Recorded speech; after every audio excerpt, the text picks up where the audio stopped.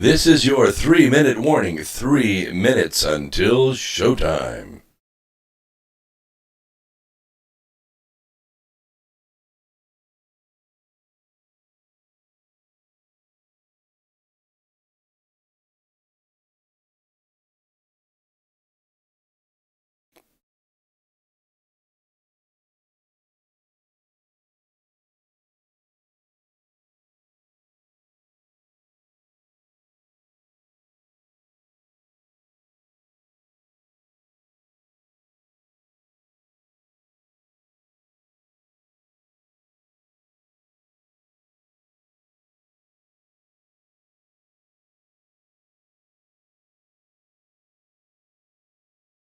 Coming down to 2 minutes until showtime. Looking forward to seeing you tonight here on America Free Radio.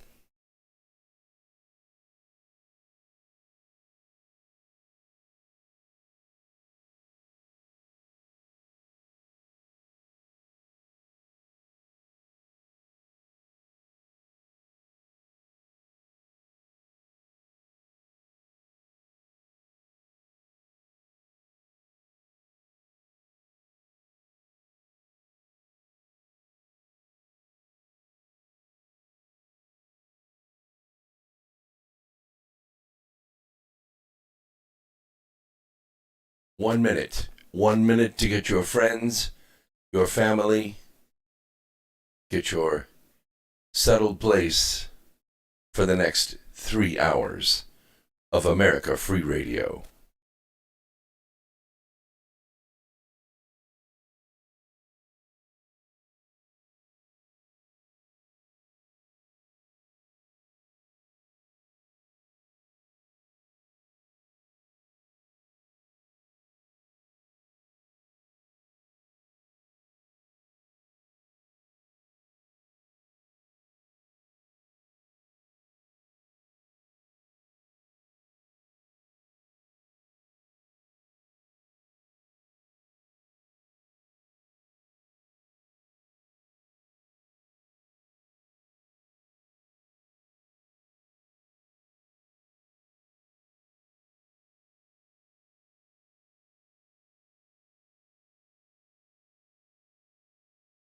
Here on Fox News.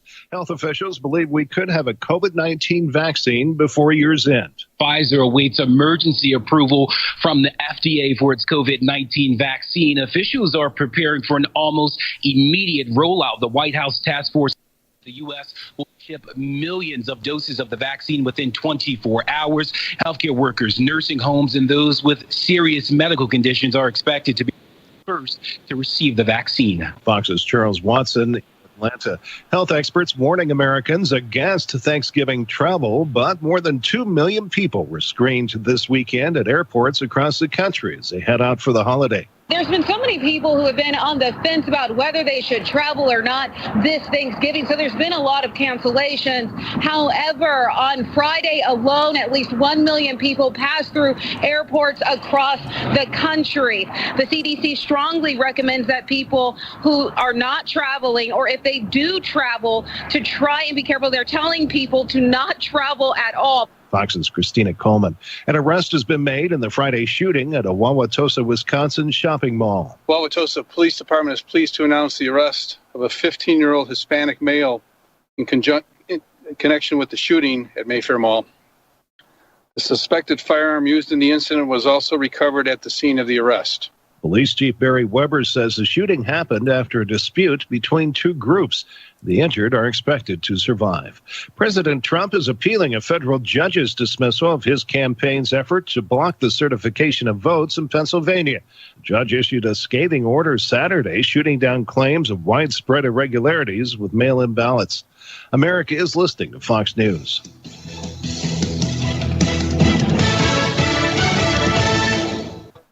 Hey, it's Adam Carolla from The Adam Carolla Show. If you're a business owner, you don't need me telling you. We are TFR, Truth Frequency Radio.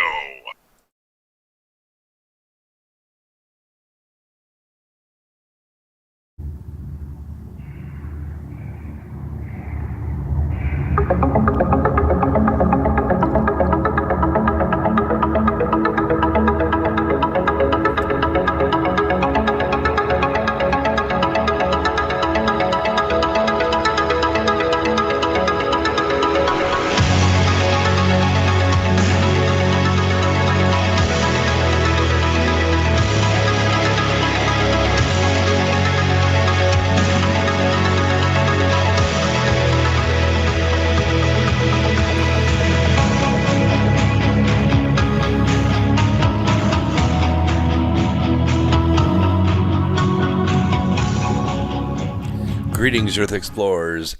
Welcome to X Squared Radio. I'm your host, Brooks Agnew, coming to you live from an undisclosed location east of the Appalachian Mountains. This is where the past meets the future. In here, the results are always positive. We might go a little past your imagination, but have no fear. You will be safely traveling with us. I want to say hello to everybody out there. Wow, the chat room is already filling up. What do we have in here? Oh, we got D-Live people. Nexus Next Chat is there. Andres is there. I, but for a fragment of myself, have just melted. So then what? Well, then you look like me, because I've been doing not spring cleaning, but fall cleaning all day. Finally got my man cave all straightened out again. Colleen Bloom, Huff, good to see you out there. Cherokee Drifter, Alan. Time for the Freedom Party with Brooks Agnew. I responded and say, no, the American Party. Yeah, very good. No vaccines, please. I get you. Just get it like I did and get over it, and you'll be cured. William, good to see you. What is it? Oh, yeah, I could have gone all night without seeing that. Thanks, William. Mark Hosepian. Hi, friends. Yes, I know. Sean David Morton is undergoing some health problems. We wish him well. Let's see. Who else is in it? Ray Jacobs. I heard Rudy Giuliani fired Sidney Powell. What the hell why the hell would he do that? I haven't heard that. You know, you guys sometimes get news quicker than I do. Professor Bauer, good to see you so early. Here comes the truth. Raina Kessinger, Raspberry, videos from the underground. And Baba Susie is out there. Baba Suze, good to see you out there. She's on D-Live tonight. And Wendy McGuire. And hopefully I'll get to the hundreds that show up there in the chat room tonight. You can get us several different ways because we are streaming to you live. First, we are broadcasting through the Truth Frequency Radio Network, which is where the Truth Freaks hang out. And we're not afraid to let our Truth Freak flag fly. And tuning in will treat, cure, and prevent the disease of ignorance. But we are also streaming to you live on YouTube, Twitch, Periscope, Facebook Live, and D-Live, which is kind of cool. D-Live is a blockchain format. Very, very cool format. If you want to get to it, it's dlive.tv/Brooks Agnew. Easy to find me there. And it's pretty cool. There are a lot of other neat podcasters showing up. And if you like to watch video games, that's the primary use of the platform. In the first place, Blue Water, good to see you out there. And Eric. Didn't get a notification. What the? I tell you, YouTube is something else. I have 10,000 subscribers. Probably 7,000 of them have their notification bells turned on, and YouTube just turns them off. So you have to remember that I'm going to be on Wednesday and Sunday nights at 8 p.m. Too bad for you that I have really good listeners and they do remember. But go in there and turn the bell back on anyway. Just piss them off if you can. Mr. Green Jeans. Nice to see you on D-Live. Very nice. Virgil Tracy, Lex Lars. Yes. What is it, Onslow? Religion can simply be personal practice of connecting with divine. It can be. But a religion, in that you join with a bunch of other people in a building and it's mandatory or going to hell, probably not. Byron Hardwick, nice to see you. 1955 was a good year. Good year. It was the passing of Albert Einstein and the birth of moi and my posse from San Marino High, which some of whom are out there listening right now. Jen, I know who you are. Let's see. Dittobots on Twitch. Very cool. Hi. Okay, let's get started. Religion of Peace report. The Religion of Peace in the last 7 days conducted 28 attacks. In these 28 attacks, they killed 111 innocent people. They injured 67 innocent people. They conducted 2 suicide blasts and spread their mayhem across 8 countries. All of this from the religion of peace. Every single week, the deaths and injuries are in the hundreds. I hope, after all these years, you're getting the message. Who's Charlie Freak? He's probably unknown like I am. But I'll look him up. Lex Lars, I will look him up. I'm not too big on Nasara. Nasara is an old, tired, dead idea that is never going to come to pass. So I don't know if I want to waste any time on it. Maybe he doesn't either. I don't know. Maybe he figured it out. Let's talk about the Department of Defense. This is real. I've been to the Pentagon a few times, a couple times by invitation, and once I was escorted by a friend who had a connection in there, and we went and made a presentation on electric trucks. In my time in the Pentagon, I made a lot of observation, as I usually do. And one of the things that I noticed, I wrote about heavily in the Birth Trilogy, and especially in Charm of Favor, the Department of Defense doesn't necessarily have the defense of America at the core of its mission. I know it's heartbreaking to hear. You see that 5-sided building and you just get all patriotic and stuff, but it's got 5 floors, it's got 5 sides, it's got 5 hallways, and I could just tell you that not all those hallways have our best interests in mind. But changes were made this last week. Changes were made that are going to make a huge difference. Mr. Ezra Cohen Watnick. Now, there are not many Watnicks. There are less Watnicks than there are Agnews. Oh, yeah. Yeah, and Watnick is an old name. Old name, goes back a long way. A lot of nobility. He became the acting undersecretary of defense. Now, I don't know if you know about acting undersecretaries, but they're the ones that do the heavy lifting. They're the ones you really have to fear. Oh, the Secretary of Defense is a title with plenty of power. He sets the mission, the vision. He's sort of established, who brings in the global experience to do the work. You don't hear a lot about them, and maybe you only hear them when they come in and when they leave. But this is the guy that all the people that have those 5 stars and 4 stars and all that brass and all that chrome, this is the guy they fear. This is the guy they answer to. He had served as the acting assistant Secretary of Defense for special operations and low-intensity conflict. That means espionage.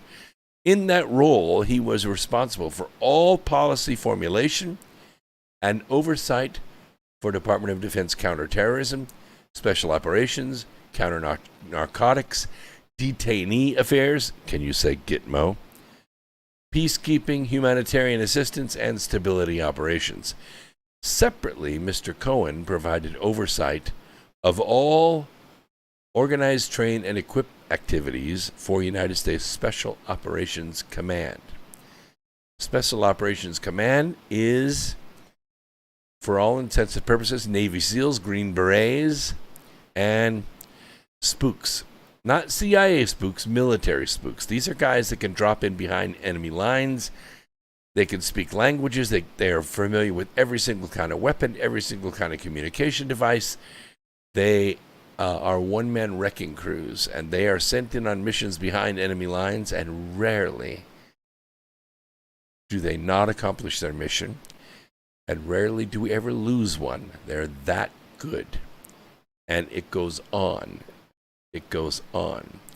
Mr. Cohen previously served as the Deputy Assistant Secretary of Defense for counter-narcotics and global threats. Global threats is a big deal because there are a lot of them. Some of them are rogue, some of them are institutional. In this capacity, he led the Department of Defense's global counter-narcotics and threat finance policies and operations. This is important. Why? Because it takes money. It takes lots of money to make these things happen. Not only do they have to move assets, but they have to bribe politicians, and this turns into huge money. because they got to make it well worth their while to do these things. And it was Mr. Cohen's responsibility to track all the money. You think about it. Drugs and money, drugs and money. Did you know that illegal drug traffic makes up almost 3.5% of the global domestic product? Think of that. Everything that the world builds, from growing rice to building skyscrapers, from building wheels for cars to going to space, all that global commerce, 3.5% of that money is in the illegal drug business. And it more than doubles, not just doubles, but more than doubles when you add human trafficking to that. Think of that. Between the two of them, 8%. Does that blow your mind? 8% of the global domestic product is consumed or spent or involved in drug trafficking and human trafficking. Hard to stomach, isn't it? Hard to stomach. And now you understand why Mr. Cohen oversaw a budget of over $1 billion in his effort to fight this evil on our planet. Now, before becoming Deputy Assistant Secretary of Defense for Counter-Narcotics, there, I said it without trying twice, Mr. Cohen served in several roles within the United States government, including within the Department of Defense and National Security Council. At the National Security Council, which, as you recall, was led by General Michael Flynn, there for a short while, and before that, the evil Susan Rice, Mr. Cohen served as the Special Assistant to the President and Senior Director for Intelligence Programs.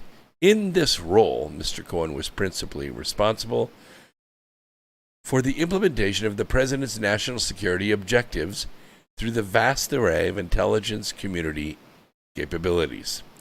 That's where the spook comes in, okay? The vast array of intelligence community capabilities. The CIA, the FBI, the NSA, and the list goes on and on. Everything from satellite surveillance to drone surveillance to spies to listening devices of various kinds all over the world. This is the guy. This is the guy. Implementation of the President's national security objectives. Now, he was the United States government's strategic level policy coordinator for all intelligence programs and sensitive activities, including covert action, human intelligence, that's spying, counterintelligence, electronic surveillance, information operations, special reconnaissance, and intelligence sharing. He probably even knows what the X-37B does in space. Wow. During his previous service in the Department of Defense, Mr. Cohen completed a number of overseas assignments in Latin America, that's just one continent, and South Asia, which means, yeah, China. In the private sector, Mr. Cohen was the Senior Director for Strategic Initiatives at Oracle Corporation, where he advised the Chief Executive Officer on national security issues. Additionally, Mr. Cohen was responsible for an international effort to deploy Oracle's high-security cloud computing technology to allied governments, primarily within NATO.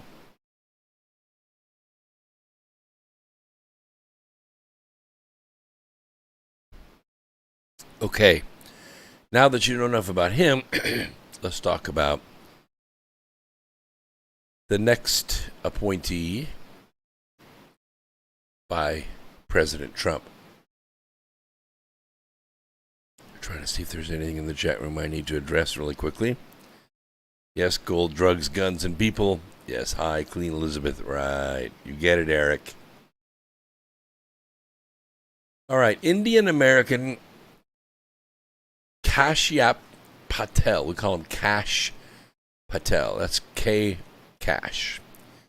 A senior director of counterterrorism at the National Security Council has been named chief of staff to the new acting Secretary of Defense Christopher Miller. Now, they're kind of a team. Excuse me. They're kind of a team, but Cash is a unique individual. Yes, he's an Indian American, but he's as American as anybody I've ever known. But he's got a gift. Oh, yes, he has a gift. He thinks, well, kind of like I do. He thinks very logically and kind of in a binary fashion, in the sense that he says, well, if this, then this. If this, then this. And then he just continues to go, let's run an experiment and see what this does. If I'm right about this, then if we do this, this will happen.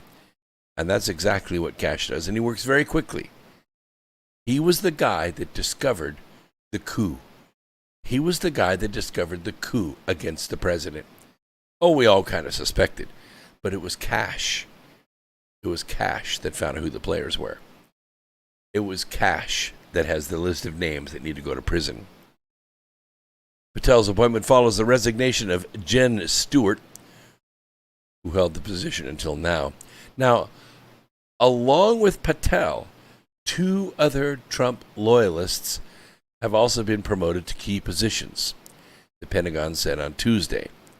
Now, I'm not going to go into too much detail on this, but I'm going to tell you that if we ever had any suspicion about who the infamous Q is, I would say that it rests very close to the laptop of Kash Patel. I'm not trying to dox anybody. I'm just telling you that's the level of people that President Trump is beginning to put into positions of authority. They're no longer working behind the scenes, no longer doing analysis and recommendations to the president. Nope.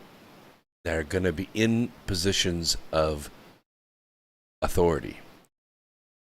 Trump had nominated Tata for the same job earlier this summer, but the nomination was withdrawn due to the opposition from key senators. Didn't want him in there.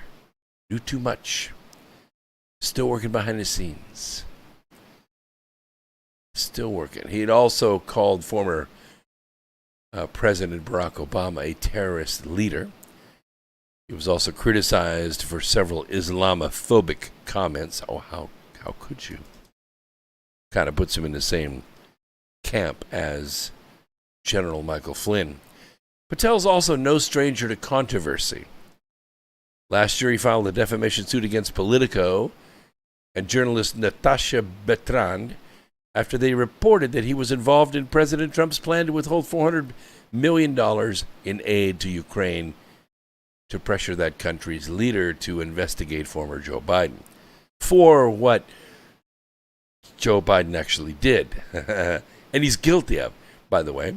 And he has been indicted for this in Ukraine, but it is doubtful that we're going to extradite him to stand trial in Ukraine. I think it would be a good idea, don't you? Yes, I think so. Publicly released transcripts of the congressional testimony of former NSC Russia expert Fiona Hill. You remember Fiona Hill?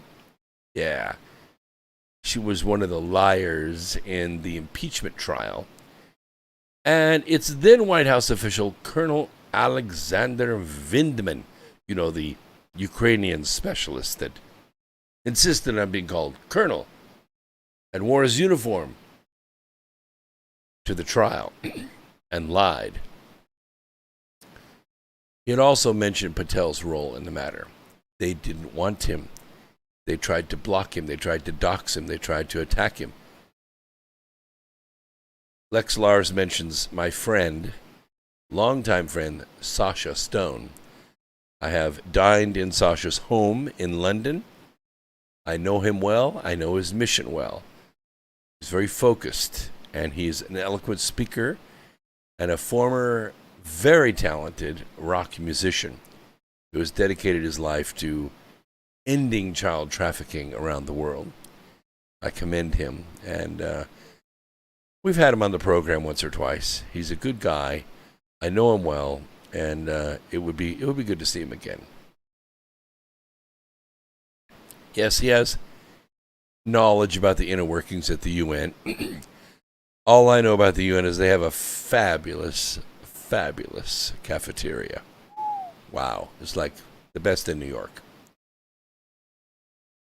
So previously, Patel had worked for the Republicans on the House Intelligence Committee when Trump loyalist David Nunes chaired the panel.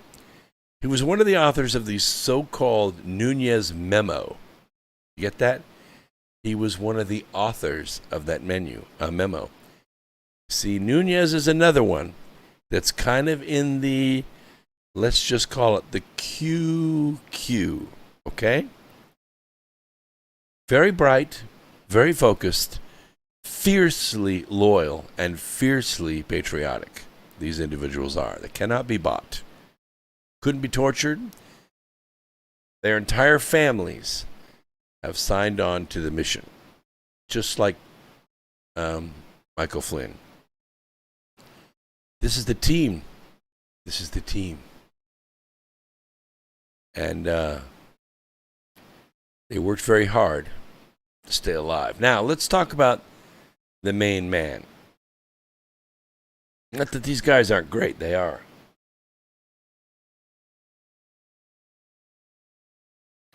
Chief of Staff is often called the gatekeeper.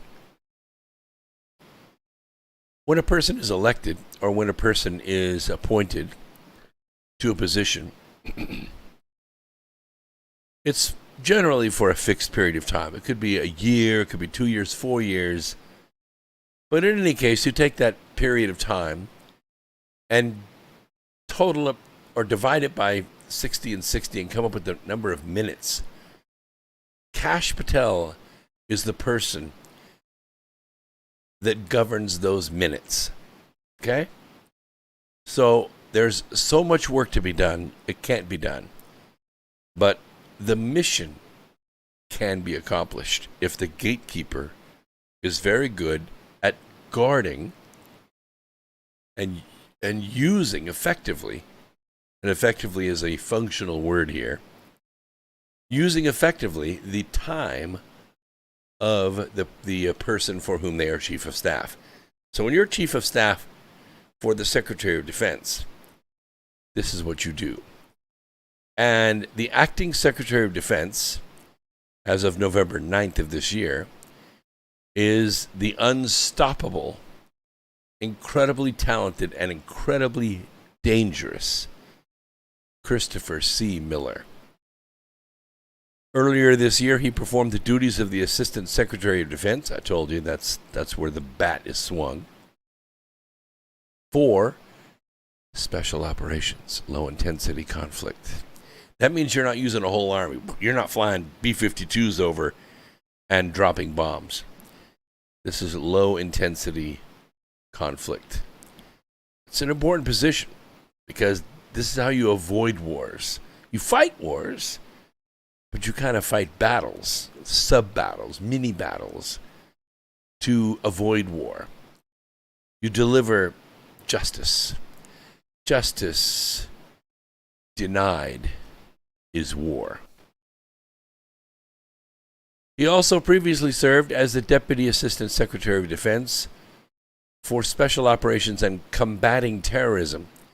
Mr. Miller was responsible for overseeing the employment of Special Operations Forces in counterterrorism, military information support operations, information operations, unconventional warfare, irregular warfare, direct action, special reconnaissance, foreign internal defense, counter-proliferation, that means preventing weapons from getting in the wrong hands, sensitive special operations, one-man operations behind enemy lines, and personal recovery hostage issues as specified by the Secretary of Defense. Mr. Miller was sworn in for all of that. He began, anyway, going back all the way to January 6th of 2020. Now,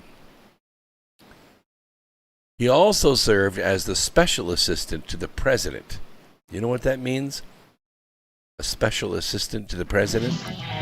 Take a quick break. We'll be right back. Don't go away. More right after this.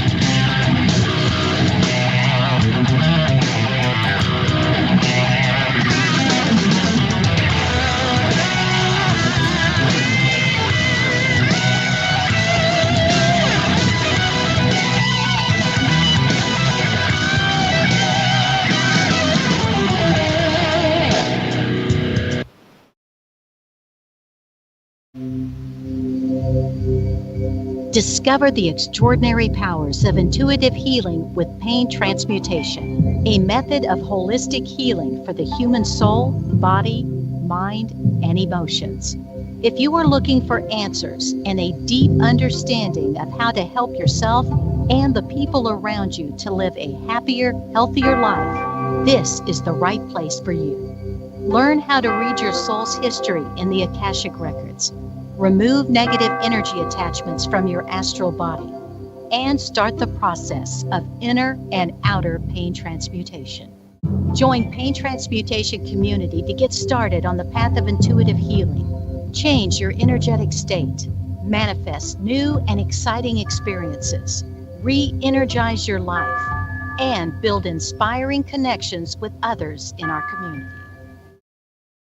Hey folks, guess what the number one phrase that Life Change Tea receives by email? You ready? We love this tea. We love this tea. Time after time, week after week, we love this tea. Life Change Tea gives you more energy, a beautiful cleansing, and fulfills its slogan perfectly. The tea that makes you go. So if you want to be on your health game, log on to getthetea.com and order Life Change Super Strength Tea. Packages come in a 1-month supply, and when you brew this stuff, wait until you see the results. Aren't we all about the results? And with a lot of people's health struggling, we can use a little bit of help. Doctors will tell you disease starts in the gut. So log on to getthetea.com. That's getthetea.com. Be our next email saying, I love this tea. I love this tea. Get the tea at getthetea.com. Helping America one tea bag at a time.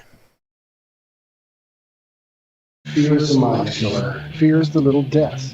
This is Uncle Walt from the Ironworks. Josh, Corey, and I have chosen to look at life with no fear.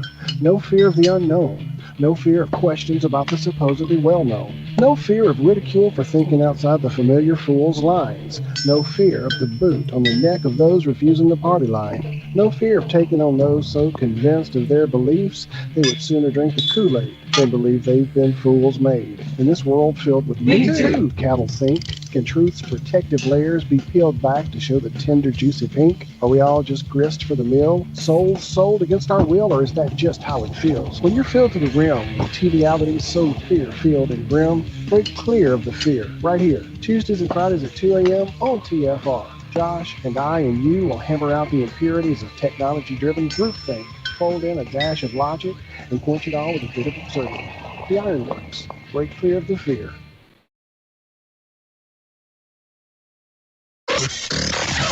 Real people, real radio. Initiating the truth frequency. This is Truth Frequency Radio.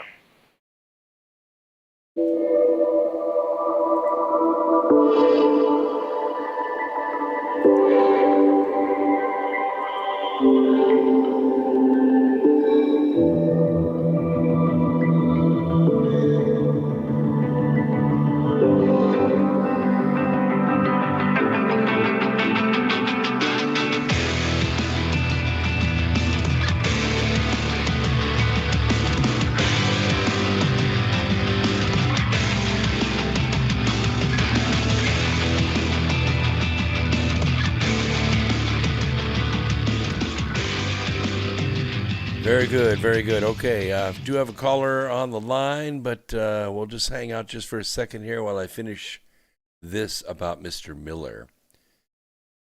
He was raised in Iowa City, Iowa, and is a retired U.S. Army officer. He was commissioned as an infantry officer in 1987 through the ROTC with a Bachelor of Arts in History from the George Washington University. Mr. Miller began his military career as an enlisted infantryman. Do you get that? An enlisted infantryman in the Army Reserve in 1983, and also served in the District of Columbia National Guard as a military policeman. In 1993, he transferred to Special Forces, and he served in numerous command and staff positions within the 5th Special Forces Group that would be airborne, like dropping from airplanes behind enemy lines at night. Throughout his career, he served within other special operations organizations, culminating with the command of the 2nd Battalion, 5th SFG. Mr. Miller participated in the initial combat operations in Afghanistan way back in 2001 and Iraq in 2003, in addition to numerous follow-on deployments to both theaters, and has extensive interagency and joint special operations experience. I don't know if you saw the movie. It had Chris Hemsworth in it. That first group that went into Afghanistan in 2001 by helicopter. Yes, they flew up over mountains 11,000 feet high. In fact, they got altitude sickness while they were flying up over the mountains to fly in there. And this small group of men, by the way, none of them died. Lots of them got injured, but none of them died. All these guys were tough guys. They went behind enemy lines and they fought the Taliban on the ground with nothing but small arms and called in air fire. Upon retirement from the Army in 2014, Mr. Miller worked for over 2 years as a defense contractor, providing clandestine special operations and intelligence expertise directly to the undersecretaries of Defense for Intelligence and Policy. Mr. Miller possesses a Master of Arts degree in National Security Studies from the Naval War College and is a graduate of the Naval College of Command and Staff and the Army War College. Mr. Miller lives in Virginia with his wife. They have 2 grown daughters and a son in college. Yes, now you know who Mr. Miller is, who Kash Patel is, and who Ezra Watnick are. These are the team that President Trump has put in place. These are not paper pushers. These are not politicians. These are the real soldiers that do the real work, and now they have the real command. Okay, let's bring on our caller in California. Welcome to the program. What is on your mind? Brooks, that was interesting. Really interesting about Trump's compliment. I had a question. Sure. I mean, not really knowing how the court cases go, but there's a petitioner that says that they want to count the late ballots, which is absolutely crazy. Is there a name on the court documents that go with that? Or is it a group like They the People petition? Yeah, it probably is one of these nonprofits that has the money that brings these cases. But here's the deal. The states have laws on the books. And to a state, every single one of those laws complied more or less with federal policy. And that policy is no ballot can be accepted in a federal election that arrives after the polls close. Now, true, the secretaries of state have changed that, but that in itself is a violation of law because they don't have the authority to do that. Only the state legislature has the authority to do that. And that's why the federal court can step in, or the Supreme Court will eventually step in and say, you don't have the authority to do that. Now, think of it, William. Once you toss out all the late ballots, these are ballots that arrived at 4 o'clock in the morning on the 4th or the 5th, you throw out all those ballots. Trump wins Pennsylvania by like 900,000 votes. Yep. This is the arm wrestling match. When you think of the scope and the breadth of the fraud that they had to pull off to counter 80 million voters, It's epic. It is epic. And once that case is made in court, the courts will decide. Logistically, it's absurd. It is so. They literally went for the far-fetched. Yeah. Brute force. And you saw what the statisticians uncovered. Of course, we are really mathematicians at heart, but the statisticians uncovered that a significant portion of the ballots were actually voted and signed before they were ever mailed.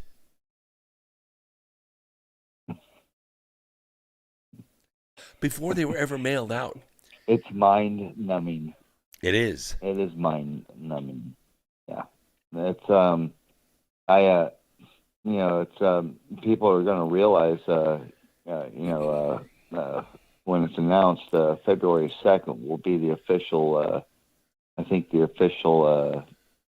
announcement for a re-election, and February 24th is the actual election day. Well, in February, you're in inauguration. This has to be all decided and done by January 20th, or we're in the 20th Amendment. If no man gets 270 electors... 20th Amendment. Right. Yeah, and look at the Executive Order 18, and he a couple months ago declared a national emergency. Well, it was earlier than that, actually, and then in September of 2018, he passed the executive order, which allowed the U.S. Secretary of Treasury to go after the assets of any foreign power that interferes with our election. The election took place under a national state of emergency. All right. Wow. Yeah. You know who can find all these little nonprofits? Kash Patel. That's the guy who can find all the little nonprofits out there, moving all these monies through shell corporations. Kash Patel is the guy that can find them. Yeah. One last comment. When the people are going to realize that not since Roosevelt has a sitting president and somebody up for re-election gets 400 plus votes. And yeah, well, we are seeing that. In 1940, of course, Roosevelt had already served 2 terms, was not on the ballot. It was John Nance Garner, who was Roosevelt's vice president, who was a conservative, who was running. And what happened in 1940? Neither man got 270 electors. So what happened? Well, in the Democrat Party, no one could get the required amount to become the nominee. And so what happened was it went to a brokered convention in Chicago. And the infamous Harry Hopkins pulled the most incredible stunt you ever heard of.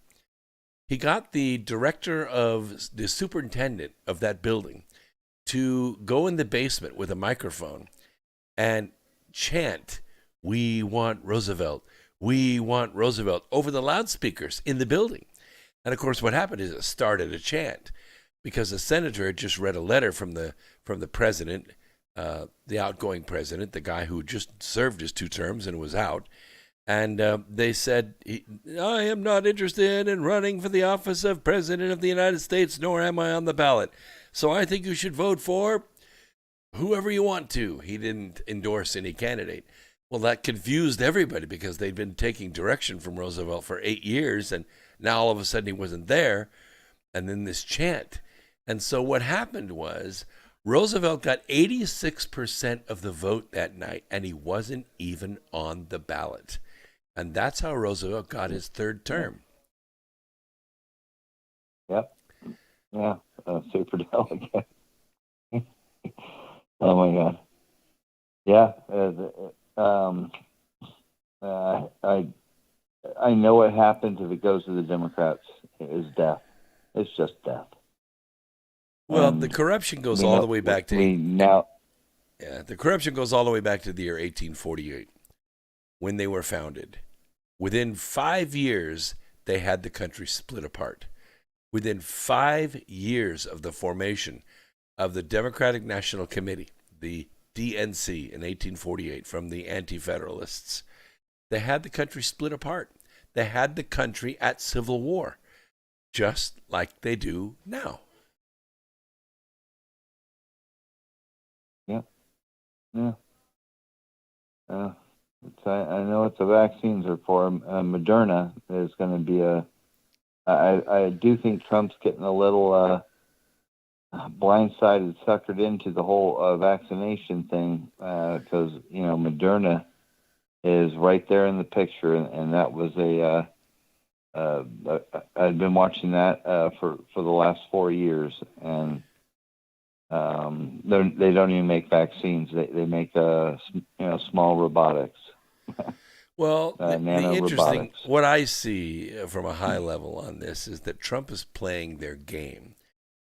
They're saying that the nation has got to put on a mask, to bow and submit, stay home when we say stay home, come out when we say come out, and only gather in groups which we say are legal until we get a vaccine.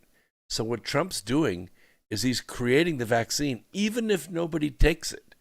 He's going to make the play that this is over. It's over, okay? No one's ever going to die of this again.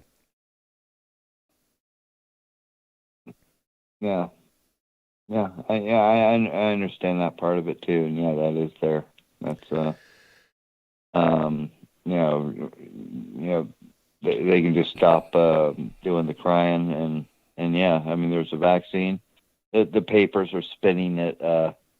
AP was spinning it like denying New York from having the vaccine, and New York was like pushing the vaccine away, and Trump was saying the vaccine's there if you want it.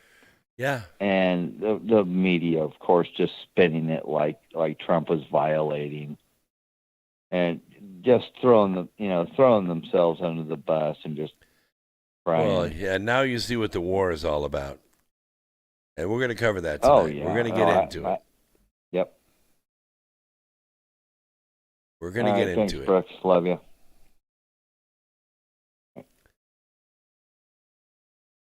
Anything else on your mind, William? All right. Thank you very much for the call. Now let's talk a little bit about special ops.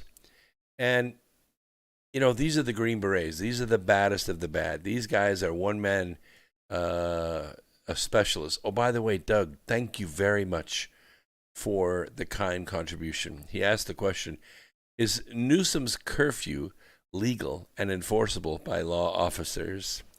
Can the governor create this curfew? Answer, yes, he can. Whatever the governor says has the force of law, and they can enforce it. Will they enforce it? That's another thing. Because when we're talking about a few stragglers, wandering down Santa Monica Mall, or Santa Monica Pier, that's a little bit different than 10 million people going about their business and ignoring the governor. I don't know if the governor wants to get into a pissing match with 55 million Californians because, they can recall him. They have done it before with other governors, Brown. And I think they could probably get rid of him if they wanted to. I don't think this is a laughing matter. I think that Californians are... I'm a former Californian. I guess I was born and sort of raised there till I was 17. I have relatives that still live there. My cousin lives in Sacramento, and I have good friends that live all over Southern California. In fact, I share a lab with an individual in Santa Monica, California. We're very soon going to launch into a new product line, which I'll tell you about early next year. But the question is, will Californians mobilize? Oh, they're good at going to the streets and protesting. Gosh, we've been doing it since the 50s. But will they mobilize in a legal sense and remove Adolf Newsom from office? That remains to be seen. So you can write a law, but you can't arrest a society. And when you have police that are refusing to exercise or to enforce the law that's been spoken from the mouth of the governor, then the law is ineffective. If it's unenforceable, it's ineffective. So that's where we are. So it's a good question, Doug, and I appreciate very much the kind contribution. All the contributions are sequestered in a separate account. They're not being spent. We're trying to grow them and trying to accumulate money in that account so that we can do a couple of things. One is to beef up the capabilities of the studio a little bit. I would like to be able to take phone calls on Wednesday nights like we can on Sunday nights. And we want to build up for the North Pole In-Earth Expedition in June of 2022. So it basically gives us 1 year from now to raise all the money to go or to pay for the ship and get everybody paid for to get to the ship in 2022 and make this expedition happen. Can we do it? Yeah, we can. It just takes small amounts of money to begin with, and then it grows. And what we're trying to do seriously is we're trying to reach our 20 million fans. We have 20 million enthusiasts who are fanatical. They love the story of the inner earth, of the hollow earth, and they want to see this expedition take place.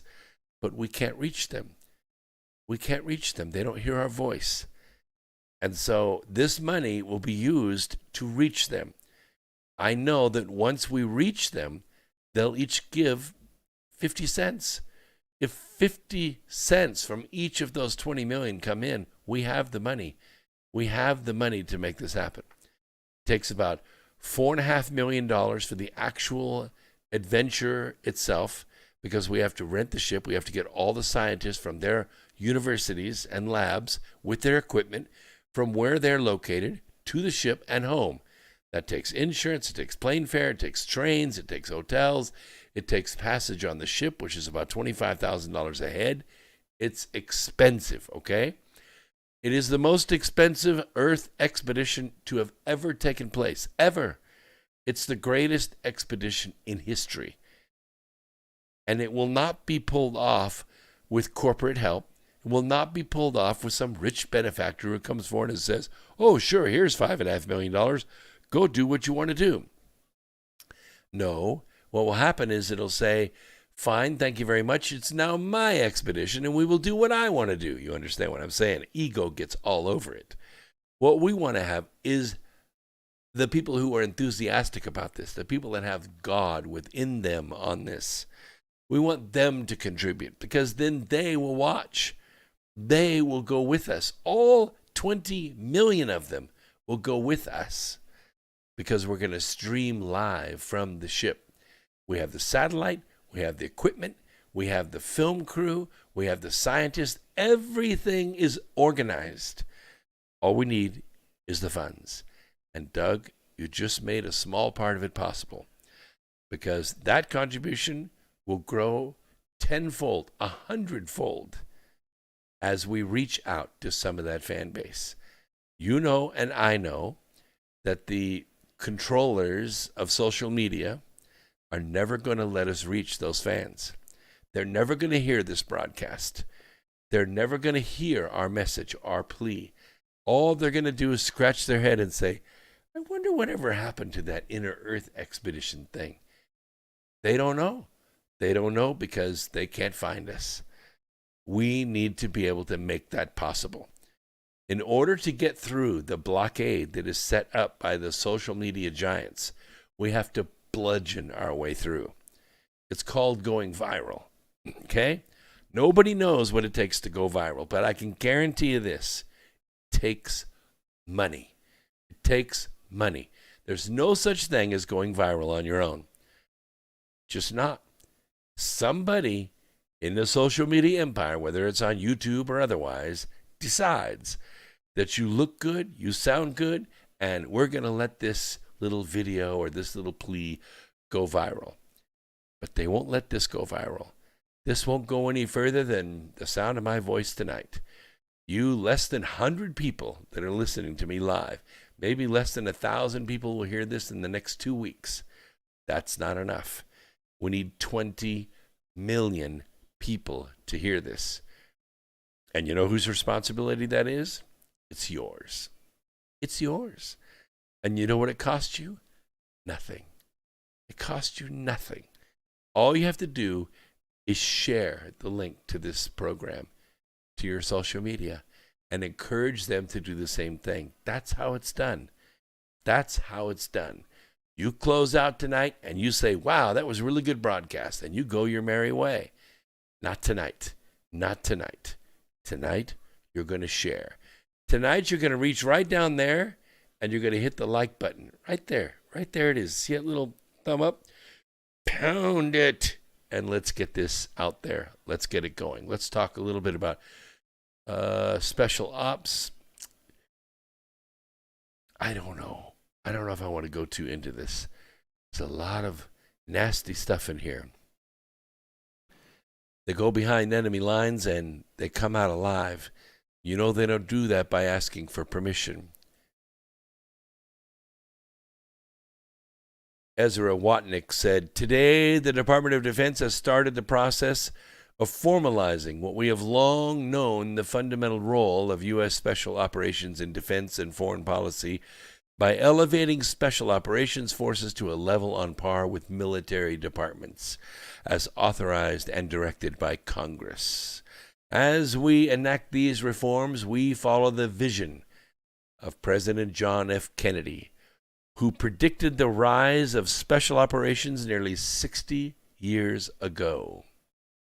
The United States Army Special Forces, colloquially known as the Green Berets, due to their distinctive service headgear, are a special operations force of the United States Army that are designed to deploy and execute 9 doctrinal missions: unconventional warfare, foreign internal defense, direct action, counterinsurgency, which is what we're seeing right now on the streets of America, special reconnaissance, counterterrorism, information operations, which is what we saw happen during the election, counter-proliferation of weapons of mass destruction, and security force assistance.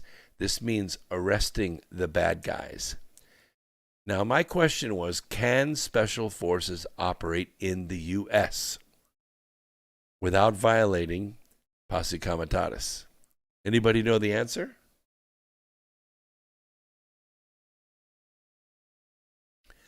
I see you, Falcon.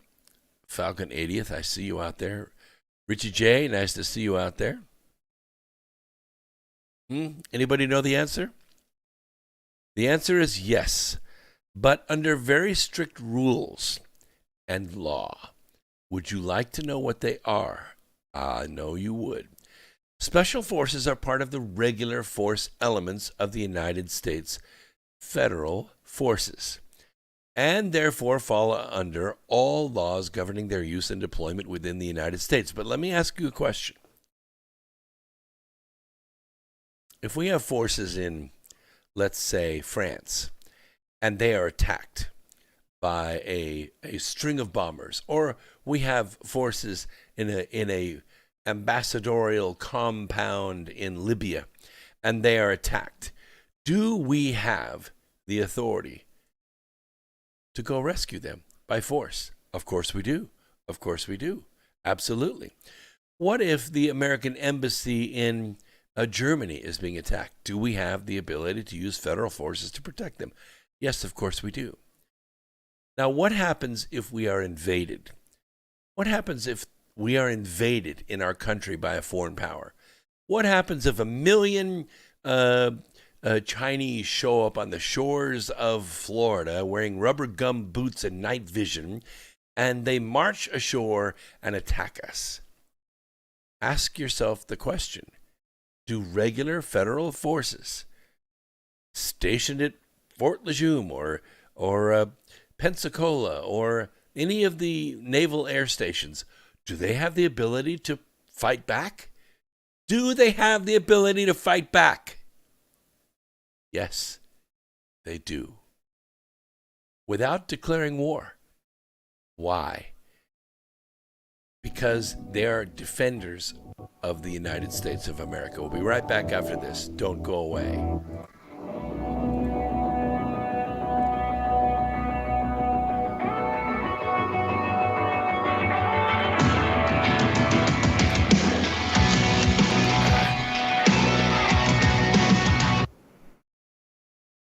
Okay, we're going to take the studio out just for now because I don't want to get the hit on the commercial. Somebody's using copyrighted music in their commercial, and I keep getting gigged on YouTube. And if I get enough gigs, they'll kick me off. So I'm going to kill the studio for now, and we'll bring them back. Just remind me, okay, because the break's only 3 minutes long. I'll try to watch out of the corner of my eye. But, okay, the answer is yes. Federal forces do have the ability to defend us.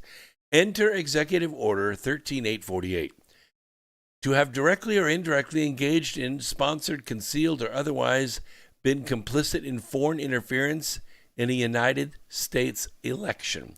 This is September of 2018. This was put into place. To have materially assisted, sponsored, or provided financial, material, or technological support for, or goods or services to, or in support of any activity described in subsection A, paragraph I of this section, or any person whose property and interests in property are blocked pursuant to this order. That's what happened. We were attacked. We were attacked by a foreign force. Where did they attack? Did they drop with parachutes in the middle of our major cities? Did they invade Washington, D.C.? No. They were already here. Their soldiers were distributed in 30 states. The weapon of choice was Dominion, a system developed in Venezuela to keep Hugo Chavez in power by manipulating their election against their own people. It was weaponized. It was moved to places like the Philippines, like the Middle East. It was used to manipulate elections of foreign countries by the Venezuelans. They're the ones that created it. And it was incorporated into the Dominion system, which included hardware and software. And then, as though this is of no surprise to anybody, on election night, as though they staged it for years, and they had been using it for years. They used it in 2018 to win Congress above all odds. And what did they do once they got into Congress? Did they do what they said they were going to do, which was address health care? No, they did not. They immediately seized upon impeaching the president. They stayed on those operations the entire 2 years. All 730 plus days they spent on it. And did they get it done? No, they did not. Because they met insurmountable opposition called President Donald Trump. All right, let's bring the studio back in. Wherever you are, make it T. Truth Frequency Radio.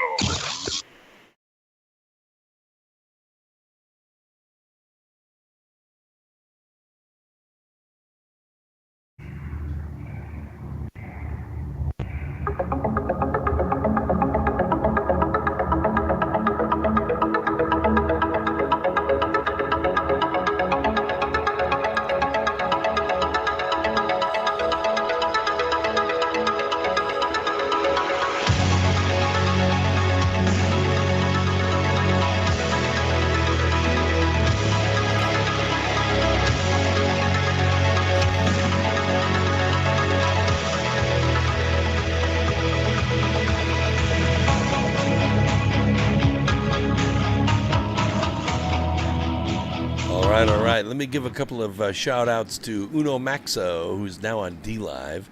Used to be on another format as Doug F610. He's now on D-Live. Thank you very much. 7Ps, he says it's legal to react if engaged by an outside entity, like in Red Dawn, when they kind of physically attack with jets and airborne and, dropping in tanks and stuff like that. Yeah, of course. And War of Shadows, the U.S. is invaded. It's invaded by the British monarchy and their spy network. Exactly right. Part of the Five Eyes. Keep your enemies even closer, right? And Brandy, good to see you out there. Let's see. Yes, our rule of law is governed by the bar, the British Adjunct Regency. Yes, all the esquires have their allegiance to the bar in every state, don't they? I don't know, Raz. She's asking about Sean David Morton. I don't know. I've known him for years. I've known him for over 10 years. Tremendous amount of energy, that man. My first trip to Tibet, I met with him before I left, and I said, what should I be looking for, Sean? And he kind of pointed me in the right direction, and I followed that as far as I could, and I got a little bit different information than what he said I was going to find, but it was fantastic. Anyway, he's a great guy. Virgil Tracy, good to see you out there. He says, I only see my one like. I clicked at the beginning of the show. Fishy. Yeah, I know. You guys need to keep clicking that like thing until we get it to match the number of people that are listening right now. Falcon 80th, peace. I totally agree. We are looking for peace. We don't want to see violence. They're trying to rule through kinship. War of Shadows, that's a very good observation. In my book, The Birth Trilogy, which is 1,100 pages, if you don't own it, you should own it, okay? It's available on Amazon. Once you buy the book, inside the book, there's an email address you can write, and I will send you the audio version to the book for free. Now, not to worry, but I couldn't afford a professional to read the book, so I read it, okay? So it's my voice reading my words. It's a good trilogy. It's going to make a fantastic TV series. But in there, we describe very meticulously how important, you call it kinship, anciently it's called genealogy. Their genealogy is paramount among all things. Yes, that's why when the Pharisees met with Jesus, and they were trying to assert their authority. I'm using air quotes here for those of you that are listening on the Truth Frequency Radio Network, audio only, because we're streaming live on 5 different video formats as well as the audio format of the Truth Frequency Radio Network. The Pharisees asserted their authority over Jesus by quoting their genealogy, going back to Abraham, right? We are seed of Abraham. And they're standing there with their phylacteries and their robes and their authority and their squeaky voices. And Jesus said, God could make of these stones seed of Abraham. All your ancestors, they're dead. In other words, he was pretty much saying, your genealogy means nothing, but it does. Why? I answered that question. Because if you go back to, and I'm just putting this in here parenthetically while we move on with the program, but since War of Shadows brought it up, I want to address it. The reason the genealogy is important is because of the genetics. What do the genetics go back to? They don't go back to Abraham. They go back to Cain. They go back to the Luciferian DNA that was inside Eve's womb. When she gave birth to Cain, the genetics which allowed Lucifer and his followers, remember they were cast out of heaven, a third of the host of heaven cast out of heaven, and they weren't allowed to have physical bodies. They weren't allowed to come to earth through the well of souls. That's the enmity that was placed on the seed of the woman. Enmity gave the children of Eve the ability to crush Lucifer's head, although he had the ability to bruise their heel. In other words, we have more power over him, unless you have the genetics. If you have the genetics, that fetus can be seized by a demon. And a demon can be born in the flesh in this world, can grow up as an evil child, as an evil adolescent. They want to kill, they want to cause pain, they want to maim and murder. Now, this is why the genealogy is so important, because that Luciferian gene must be there, or the demon cannot reside in the human body. Because why? Because there's a real other person in there. They have to coexist with that person. That person will eventually fight for the ownership of their body, and they have authority over it. They have the power to crush his head, but not if the Luciferian gene is there. That's why the genealogy is important. That's why the royal families actually do have so much power, because they have demons inside their physical bodies. That's why kinship is so important, War of Shadows. That's why. That's what we're fighting. So yes, we were invaded. We were invaded. And we have been attacked from within. All right, let me talk a little bit, change the subject just a little bit. I want to talk about some finance stuff, because it fascinates me from time to time. You remember I talked about the student loan bubble. We talked about auto loan bubbles, and we talked about housing loan bubbles. There's a credit card bubbles. Although Americans have been doing pretty well in the last 18 months, they have been paying down their credit cards. They've actually been saving money. I don't know how they're doing it, but they're doing it. They're not going all crazy with the plastic. They are managing to increase personal savings. But the one thing that ain't moving much is the student loan bubble, and it's about to pop.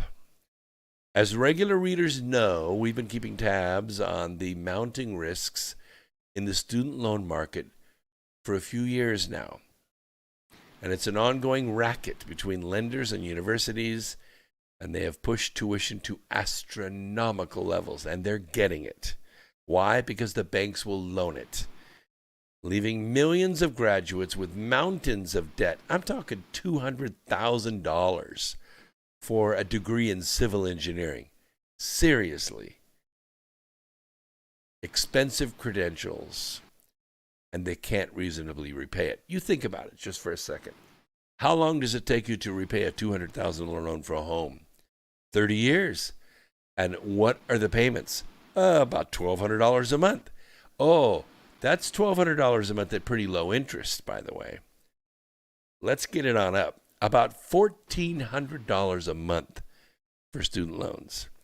Now, how many students do you know coming out of college have any experience whatsoever that can afford a $1,400 a month payment?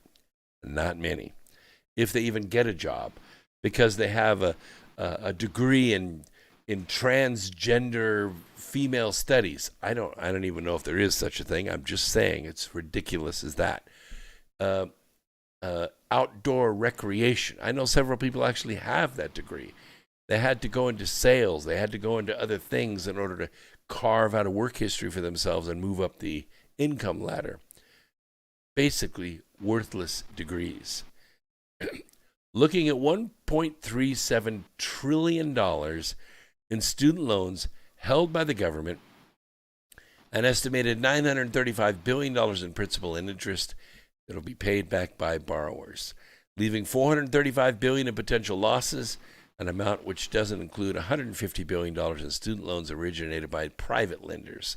The losses, which are far steeper than prior government projections, could eclipse the $535 billion in subprime losses during the 2008 financial crisis. You remember the one that toppled the housing market? The difference, of course, is there ain't no house to back it. It's backed by, it's backed by butterflies. It's backed by pictures drawn in crayon. It's backed by nothing. The government can simply borrow trillions of dollars at ultra-low interest rates to absorb the losses. So, who pays for it? You do. I repaid my student loan, my $35,000 that I accumulated after 10 years of college.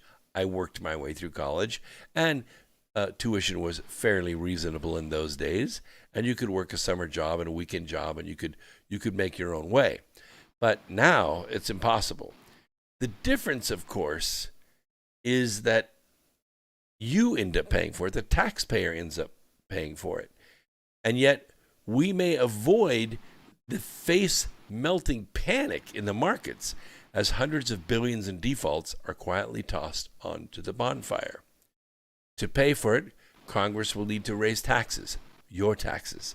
They need to cut services or increase the deficit.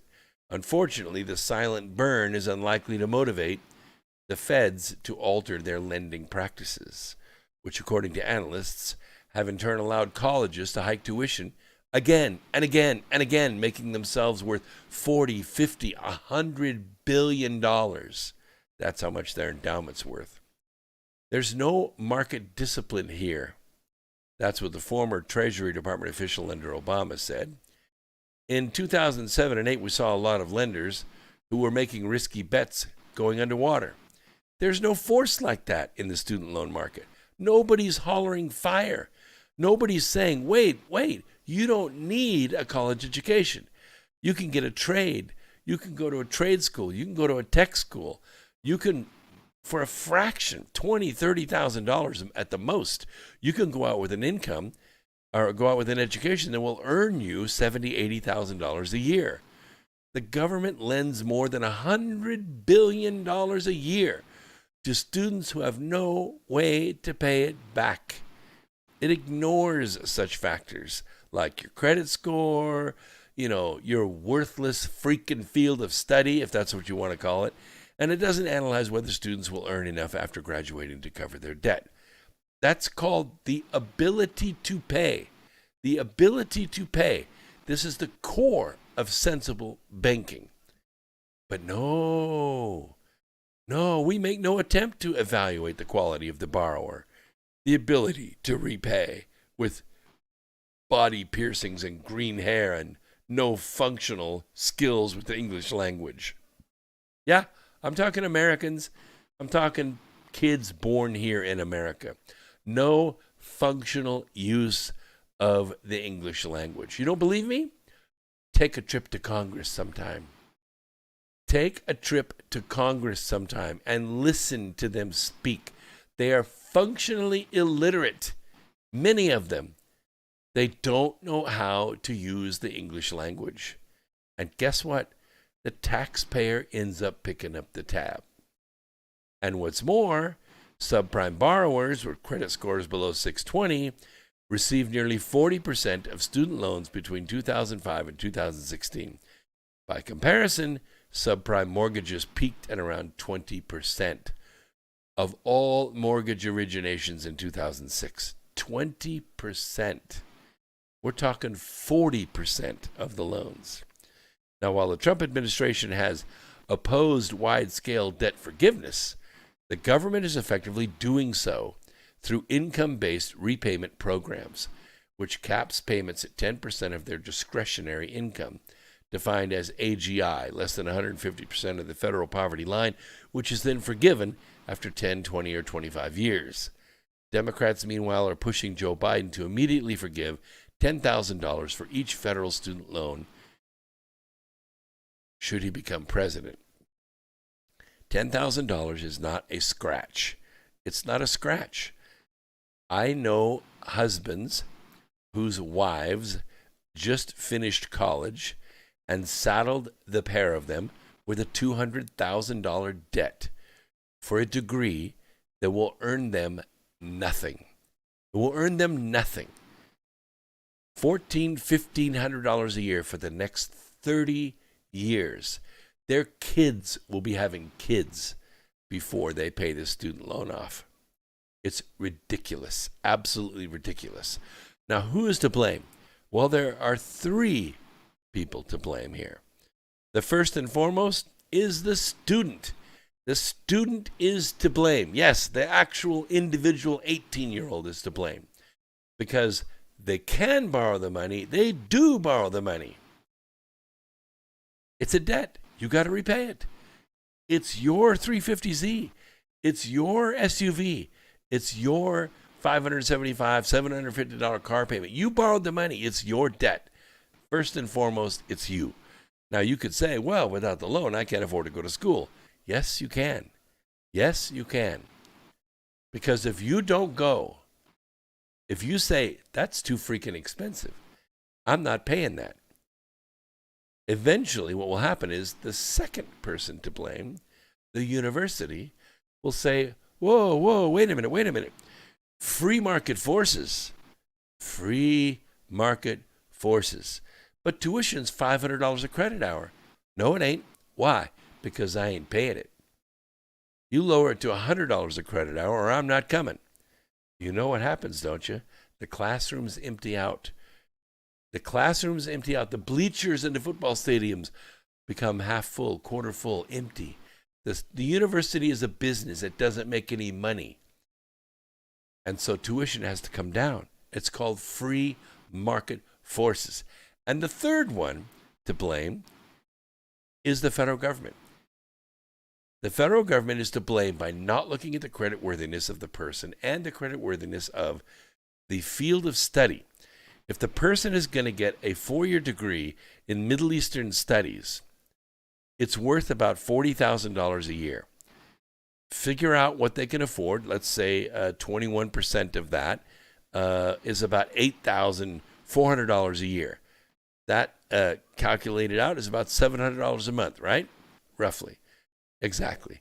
$700 a month is what they can afford for a student loan. Do the math. That's what they can afford for a degree. That's what that degree in Middle Eastern studies is worth. It's worth $700 a month. That's all you have to do is just evaluate the different fields of study. This is what it's worth in the marketplace. Now, if a person wants to get a degree in mechanical engineering, electrical engineering, chemistry, medicine, obviously there's more value to that, and you can borrow more money to get a degree in that. It's not just, oh, you're a full-time student, therefore you get, $20,000 a semester. It racks up in a hurry. And when you get out of college, it's a burden that is almost too grievous to be borne. So those are the three people that make up the burden of it. And I'm afraid that's what happens. I'm afraid that's how it goes. So let's get rid of it. I think we need a Control-Alt-Delete there. Oh, does that mean we write a check to all the federal government? No. I think what the federal government should do is go back to the universities and say, now they've already been paid, of course. Go back to the universities and say, we'd like a refund. Oh, you're not going to give us a refund? Well, we're going to take away your license. You're no longer an accredited university under the Department of Education. Oh, it's going to start a fight. You bet it'll start a fight. And I know who will win. It'll be the federal government. One word. Tenure. You do away with tenure and you have fixed the education system in this country. It will balance itself if you just remove that one word.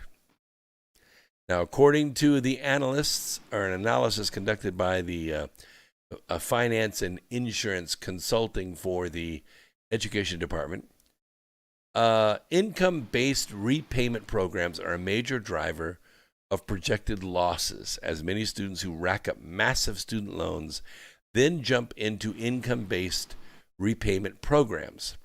And on the average, 51% of balances are repaid with income-driven programs, while borrowers in other plans will repay 80%, according to the report. Unsurprisingly, millions and millions of other borrowers are defaulting. They are not paying their loans back. And I will tell you something that will totally hose your credit for 7 years, longer than that, because you can't file bankruptcy on this stuff. You can default on it, but it will follow you forever. And by the way, these smaller loans, 10 or 20 grand, that's what they're defaulting on. Failed attempts at community college or for-profit colleges. Others say they were defrauded by their schools after failing to land well-paying jobs in their chosen fields of study, like you're going to ITT Technical or you're going to Phoenix University or one of these places like that, these for-profit colleges. I went to 2 of them, and I got my degrees. Were they expensive? Not comparatively, but they did fit my working schedule. I was able to work a full-time job and go to school, and I was able to complete the field of study and get the degrees. Are they worth anything? No, they're not. They're not worth nothing. They're not worth the paper they're written on. Oh, I took the same courses. I learned the same stuff, passed the same tests. But the degrees are worthless. Absolutely worthless. So I don't put them on my resume. I don't put them on my books anymore. I don't even speak about them. Because at the end of the day, it wasn't about the ego of having the 3 or 6 letters behind my name. Not at all. It was about getting the knowledge. I got the knowledge. I applied the knowledge. And that's it. That's it. Meanwhile, there are plenty of hardworking plumbers earning 6 figures who didn't take on a mountain of debt for a toilet paper degree. And I worked full-time, raised a family, went to church full-time, was a scoutmaster, did all the right things, and I got my degrees. The only one that really carries any water is my Bachelor of Science with honors from Tennessee Technological University. That is an accredited university, and I graduated in the top 0.1% of math students in the country, officially. So I used it. That's my claim to fame. All right, we have about 3 minutes left in this hour. I just wanted to let you know to pay close attention to this. Contact in the Desert is coming up June 4th through the 7th in 2021. I know you're saying, but Brooks, it's just Thanksgiving. I know. But a few minutes from now, it's going to be June, okay? And what's going to happen this year at Contact in the Desert, because it's the largest UFO conference in the world, it's going to sell out. They're going to limit the number of people that can come to it to 8,000. And it's going to sell out. So I want to give you your chance. Go to my website, brooksagnew.com, click on the events tab, and sign up. Contact in the Desert and be there this year. It might be the last year that Victoria and Company puts this on. So please, just sign up for it, all right? And we'll see you there. All right, we've got about 2 minutes left. I want to begin my discussion of the propaganda kings. Check the chat room really quick, see if there's lots of interesting things going on here. Videos from the underground. In 1966, full-time tuition was $110 a quarter. What happened? I paid $176 per credit hour at Tennessee Tech. And that applied, I think, to 12 hours. Above 12 hours, the credits were free. So you know what I did? I took 21 hours a semester. So yeah, I paid about $88, $89 a credit hour. And it was worth it. It was a hell of a lot of work. And I focused totally 100% on it, and I finished. What happened was corruption. What happened was the federal government said that they would give loans to anybody that could fog a mirror. And what did the universities do? They took advantage of it. Let's see. Scott Hare says, I'm having a debate with someone on Bitcoin. He told me it's unhackable. And I told him anything is hackable. He thinks it is the next big thing. Bitcoin is unhackable. Okay? Officially, it has been tried by the best. Bitcoin is run by artificial intelligence. It is unhackable. You cannot hack the artificial intelligence. There is a limited number of prime numbers upon which Bitcoin is based. There are server farms that are searching for additional prime numbers. These calculations are complex, and once a prime number has been located out there in calculation land, then it is assigned a code, and that code will never change. You can buy a fraction of a Bitcoin, but it is true. Bitcoin is unhackable.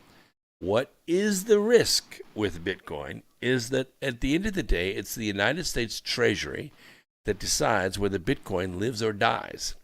And they often attack the wallets, not the coin itself, but the wallets, the people that are actually managing the accounts. Therein lies the fraud. So use caution in all investments, I urge you. Quick break. We'll be right back after this. Don't go away. As soon as I hear the music, I'm gonna X out the studio. And there's the break music.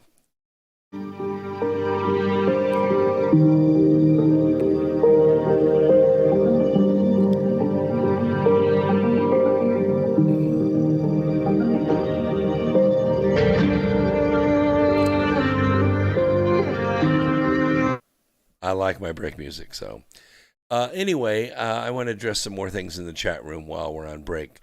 Professor Bauer says, why is the question of return on investment on the education not being asked? That's a very good question, because you have to think about it on a lifetime earning level. If a person goes to pre-med school, I went to a pre-med school, which is Tennessee Tech.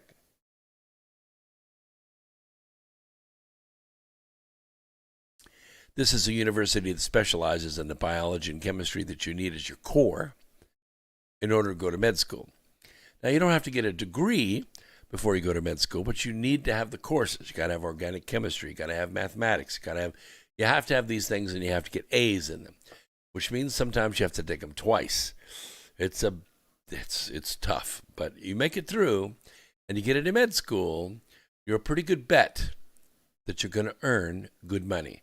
You're going to earn $200,000, $300,000 a year, especially if you open your own clinic or become a nurse practitioner or something like that. You have earning power. There's an ROI, a return on investment for this. Same thing with a mechanical engineer with a specialty in computer programming, or an electrical engineer with a specialty that is, something leading edge, not TV repair, but you know what I'm talking about. There's a return on investment in these things. Middle Eastern studies or women's studies or outdoor recreation, not much of a return on investment in these things. So what they need to do when they sit down with you and counsel is not think of this on a credit hour basis. That is to say, well, here's our College of the Humanities, and you're going to learn how to do pottery, and you're going to learn how to paint and learn music appreciation, and you're going to learn history and world religions. These are great things. And believe it or not, there's a good return on investment in this, because you could teach. You can teach. And even on a high school level or a college level, not a university level, but say a city college level, there's a pretty good income from these things, especially as a second income in a household. So there's a way to do this. There is a way to do this. And there's a way to go back to the universities and say, no matter what degree they get, they got to go through basic math. They got to go through basic literature courses, which in Tennessee, of course, is freshman English. You have to have freshman English to get a degree in Tennessee. I had to take freshman English as a senior, even though I was already a published author. Yeah, it was kind of crazy. I got an A, and I took it in the summer, 4 weeks, knocked it out. So that should be considered. There's some information here on Sean David Morton. If you want to have it, I'm not going to dox the guy on national media here, but if you write me at bagnew@x2-radio.com, I will forward it to him. If he wants to make contact with you, I will be the go-between, but I'm not going to give out his information on the air. Yeah. Falcon 80 said, a Bachelor of Science degree in underwater fire prevention. There you go. That's what I'm talking about. Let's see. In 1982, this is Brandy Lou, my community college classes were around $30 per class. Really? Per class? Oh, wow. That's really inexpensive. $30 a credit hour, maybe, for a 4-hour class, that's $120. But $30 per class? Sometimes you get what you pay for, but I don't know. Yeah, 1991, she says, 9 years later, when she returned, it was around $90. Boy, wouldn't we all like to triple our income in 9 years? All right, let's go back and check the clock, and we are going to go live. Here we go.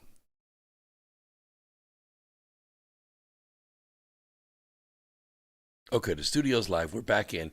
Welcome back, Truth Frequency Radio listeners. Sorry to be absent there for a few seconds, but I missed the timing on the end of the commercial.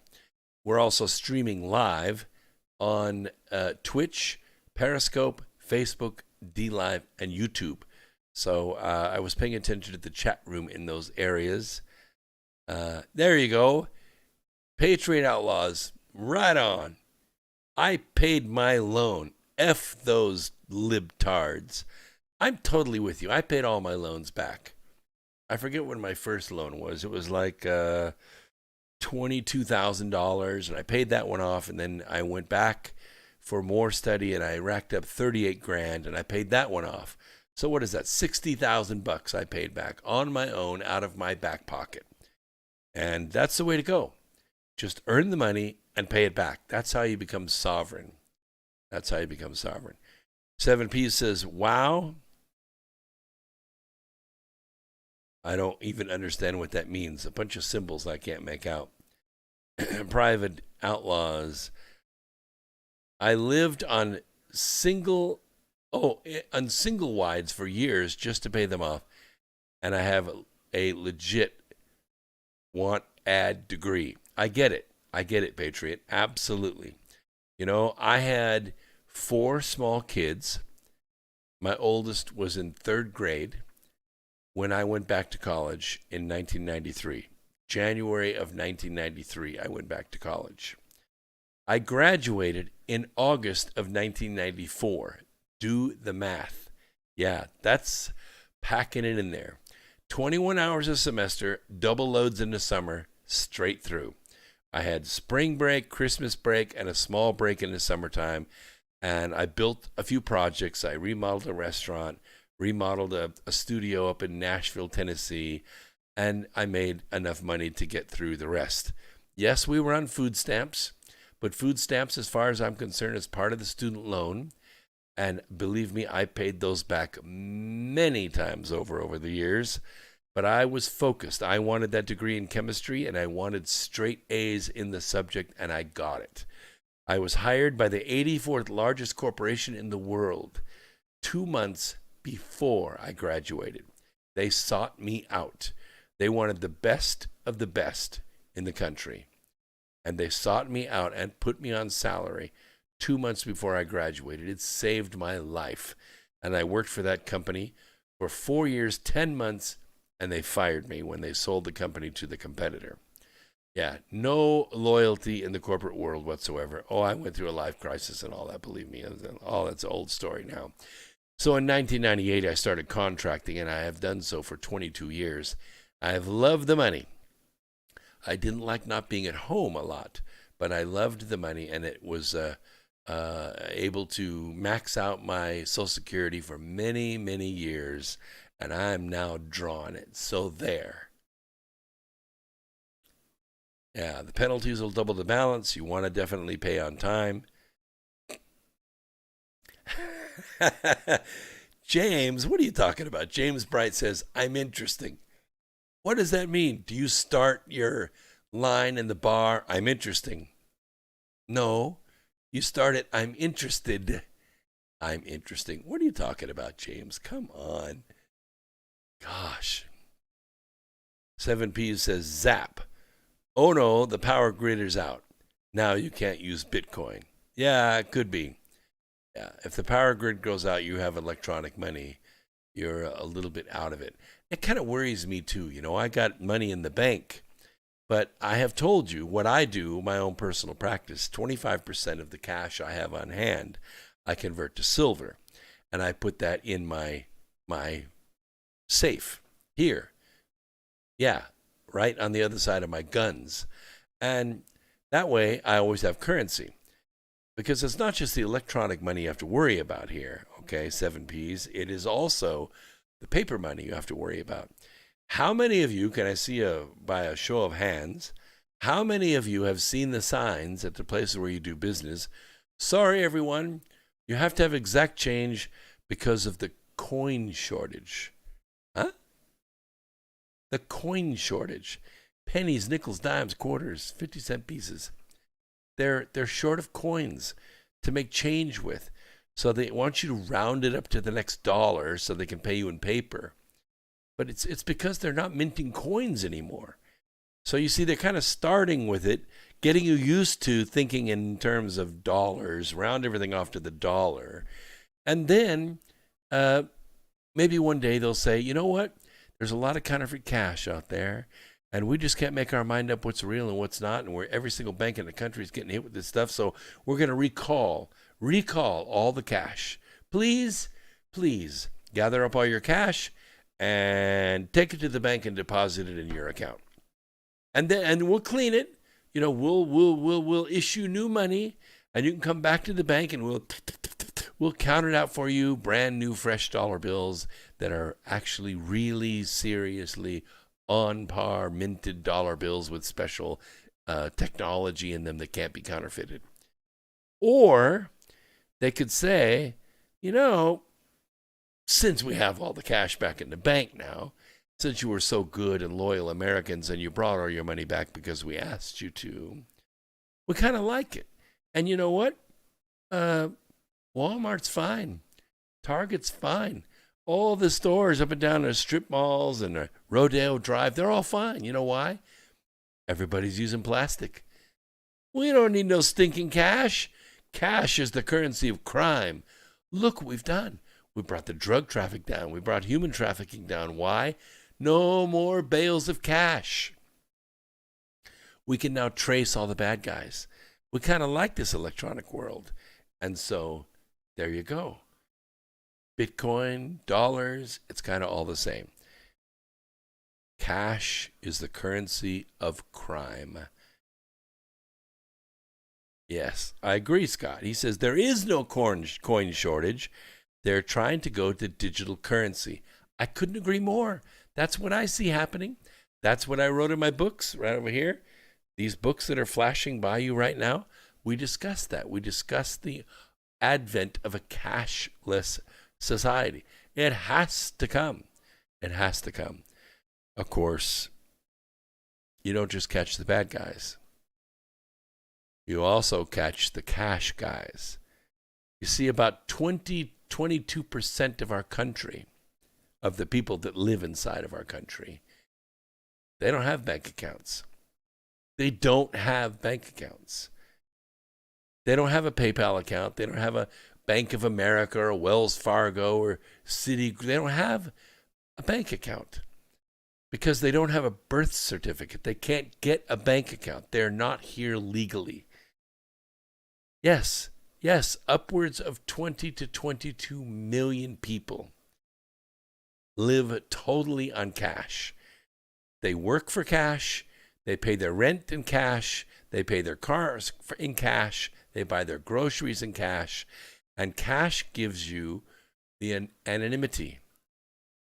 You can buy your green beans or pay for your movies or pay for your gasoline, and nobody needs to know you even exist.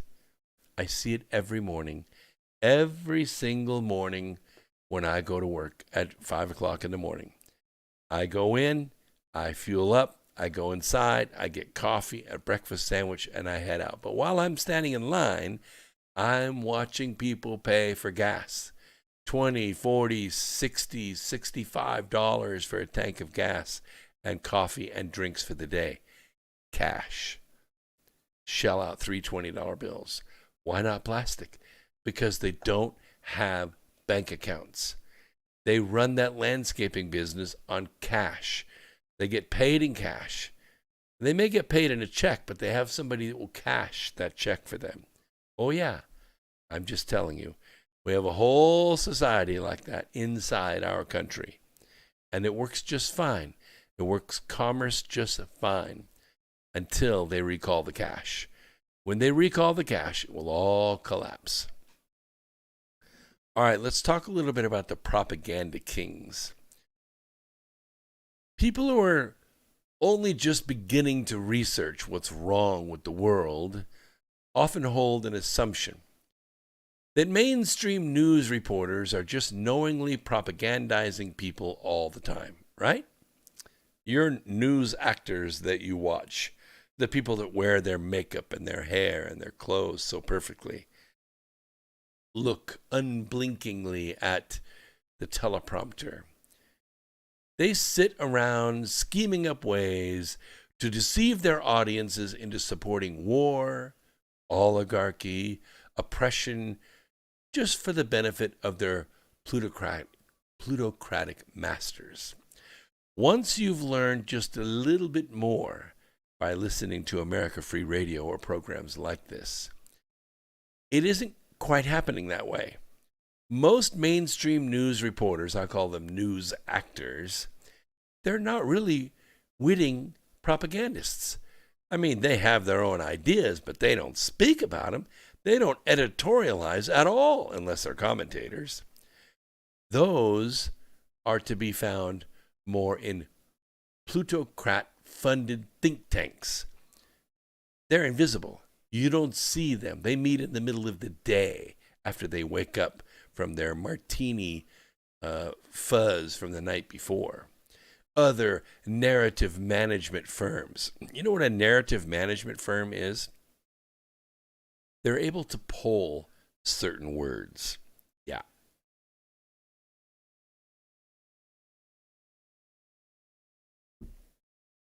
They might poll the word, no evidence of voter fraud.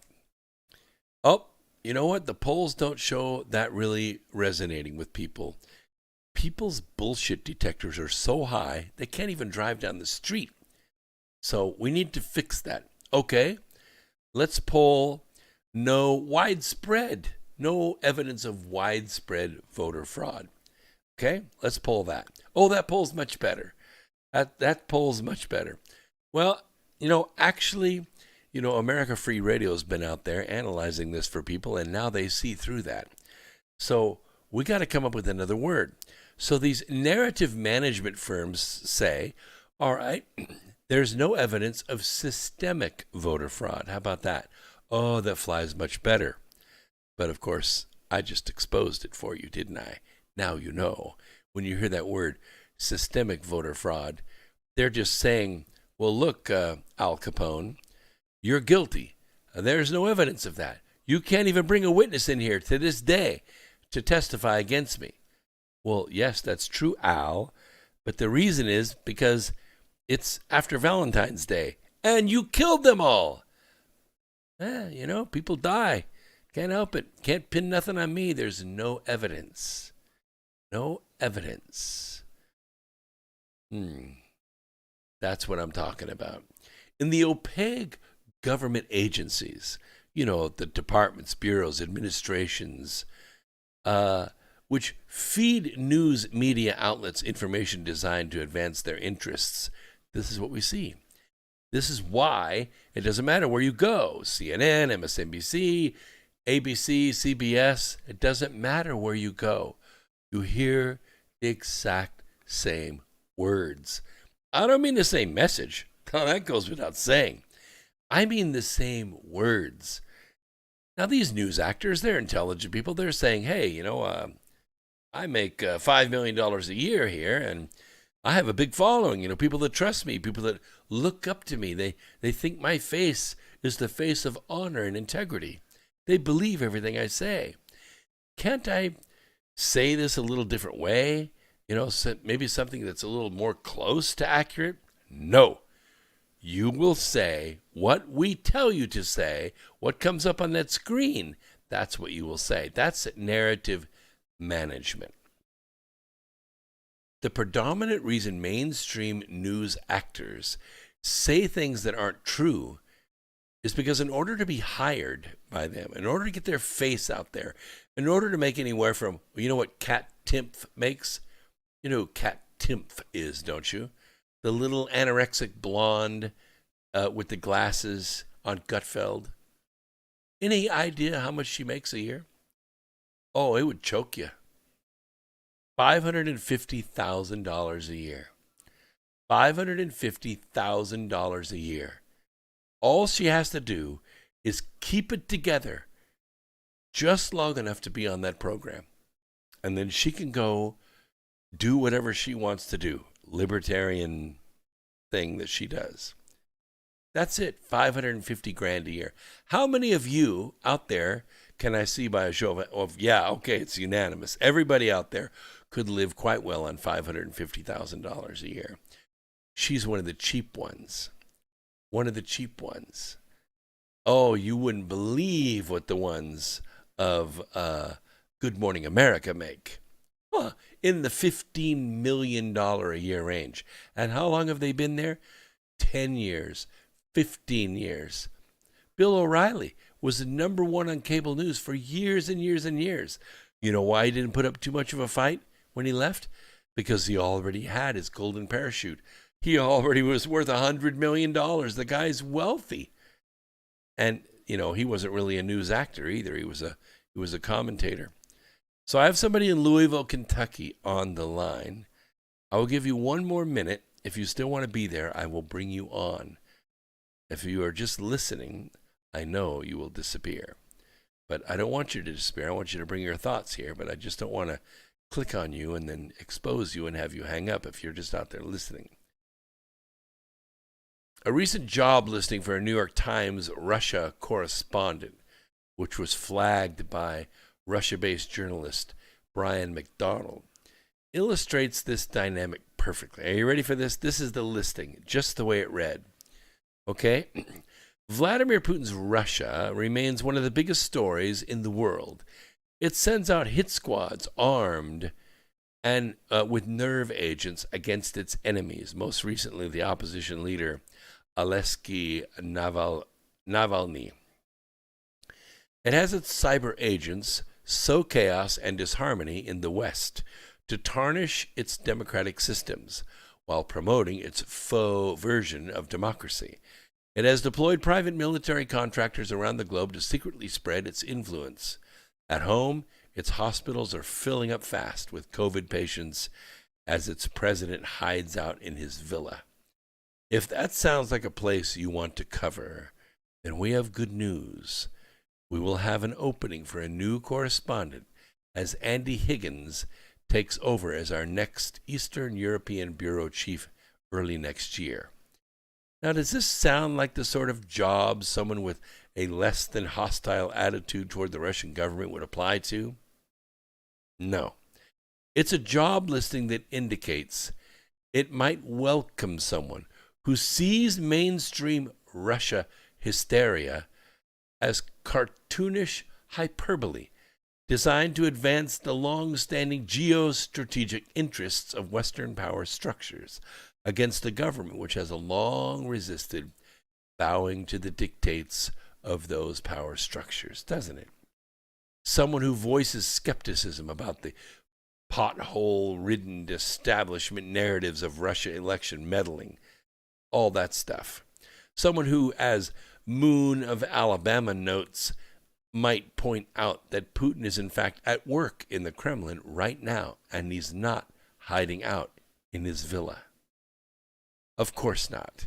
In order to get a job at the New York Times, you need to demonstrate that you subscribe to the mainstream oligarchic imperialist worldview, which forms the entirety of Western mass media output. We call it the global media empire. You need to demonstrate that you have been properly indoctrinated, that you can be guided into towing the imperial line with simple attaboys and tisk-tisks from your superiors, rather than being explicitly told to knowingly lie. Now you know what you're seeing from the propaganda kings. Let's go ahead and bring Louisville, Kentucky on. What's on your mind? Good to have you on the program.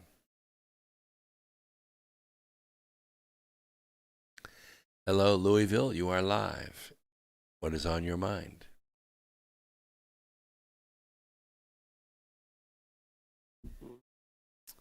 Good evening, Brooks. I hear a sound, yes. You got me? Okay, I got you. Okay. Well, I was listening. I think it was Newsmax last night, and Dick Morris was on. And anyway, he was saying that several of the Supreme Court justices were assigned to different states. I didn't really know for sure what he meant, but I think it was Alito to Pennsylvania, Kavanaugh to Wisconsin. I believe it was Amy Coney Barrett to Michigan, maybe the black justice, I can't quite remember his name, to Georgia, and Kagan to Arizona, as I remembered anyway. And I didn't quite understand. He thought that was relevant, but I didn't know what their purpose was. Well, their primary purpose, as I understand it, is they're weighing the constitutionality of states changing their, or not states, but state officials, that would be like a Secretary of State or the Secretary of Elections or whoever it is that's running the elections in their state, unilaterally allowing ballots to arrive into the counting system after the polls close. Now, this is against the law. In all of these states, it is against the law. The legislatures have spoken. They've written down laws. They've said no votes can arrive after the polls close on Election Day. That's it. And yet, we have upwards of 10 million votes, maybe as many as 20 million votes, that arrived after the polls closed, some of them days later. So the states changed their rules at the last minute because they saw they weren't going to have enough votes to beat Donald Trump without calling in ballots RS. So the level of fraud is so large. We've never had 6 states refuse to certify or unable to certify because of the corruption. We've never had this before. We've always had states that have certified or are ready to certify by the deadline. They're not going to make it. So what's happening is the Supreme Court justices are reviewing the state laws, the laws that are on the books in those states. And then they're reviewing the actions of the state officials. And the reason that they've been divided up among the states that are still open, that are not able to certify their votes, which is enough to swing the presidency, is because the workload is incredible. And the time span to get the work done is so limited. And so I think what's happened is the Supreme Court has been divided up among these states. Those laws are going to be reviewed. And when the lawsuits, which are coming tomorrow, make their way up the ladder to the Supreme Court, they're going to be ready to make a decision without having to wait past January 20th. I think this is what's going on. Is that the impression you get as well? Well, like I said, I called you because I didn't really fully understand what their purpose was, and I think you've helped define it. It certainly, I guess I wonder, can they act before it gets to the appellate courts? No, they can't. I mean, like Justice Alito stepped in and told Pennsylvania, or at least Philadelphia, you have to take all the votes that arrived late and you need to sequester them. In other words, you need to put them over here in a separate place. Don't count them in the regular tally. You need to sequester them. So he stepped in preemptively because somebody brought it to his attention that they're violating their own state law. The mayor of Philadelphia was violating their own state law. And so Justice Alito issued a ruling, or a preemptive ruling, or a preemptive opinion that they need to sequester these votes. Now, when the mayor of Philadelphia refused to follow the Supreme Court's suggestion, or their ruling, or whatever it is, Justice Alito sent him a letter. When he violated that, when he said, I'm not going to obey that, that set up the war between the Supreme Court and these election commissions and this voter fraud effort that's going on nationally right now. It actually made the fight much bigger than what it needed to be. Hang on through the break, will you? Because I have a little bit more to add to this, and I want to talk to you some more. All right? I'll be here. Let me dispatch the studio because the music's going to play here in just a second, and I'm gonna X out the studio while we continue our conversation. Sorry, TFR people, but we'll be right back with you guys. Okay, so now it's you and me and all of the other social media that are listening right now on other media. The point that I'm trying to make here is that we have a serious issue here. That this is a really almost like an act of war that's taken place on us. It may be an act of war. That they have carefully and meticulously with money. And I think that even some of these governors and mayors have taken money from the Dominion lobbyists in order to put this special voting system in their states. And thus, getting their loyalty or their backing for making it happen, their protection, as it were. And I think the Supreme Court sees this.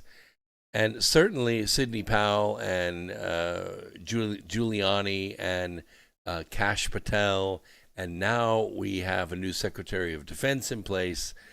And I think what's going to happen is the Secretary of Defense is going to ask the Undersecretary of Defense and the Chief of Staff of the Defense Department, which is Kash Patel, to put Special Operations Forces, these guys are very talented and very dangerous, put them in place across these states and find these seditionists, these people that have undertaken this coup against the American government. Make no mistake. Is anyone able to charge these people criminally for like taking bribes or for the election officials doing fraud during the election process? Well, the answer is yes. If we had an operational Department of Justice, but we do not. It is clear to everyone who can see that William Barr and Durham and Huber and all these other guys that have supposedly been working behind the scenes to catch bad guys, obviously, to the most casual observer, have not been doing the job. Oh, they've arrested a few people here and there for taking bribes just to kind of make a show. But they'll send 150 FBI agents down to NASCAR to look at a stupid garage door pull for hate crimes because it resembles a noose. But they won't put 150 FBI agents on these 6 states to find out who tried to steal our election and arrest them. So I have zero faith in that. I have zero faith in that at all. In fact, sub-zero faith. That means it's going to fall on the military. It's going to fall on the Department of Defense because we are in a state of emergency. We are under an executive order directly by the president. And these 3 individuals have the goods. They have the ability, they have the authority, they have the opportunity. I look for this to be military arrests. Do they have the authority to arrest people? Yes, they do. Hold on a second while I come back in with the break music.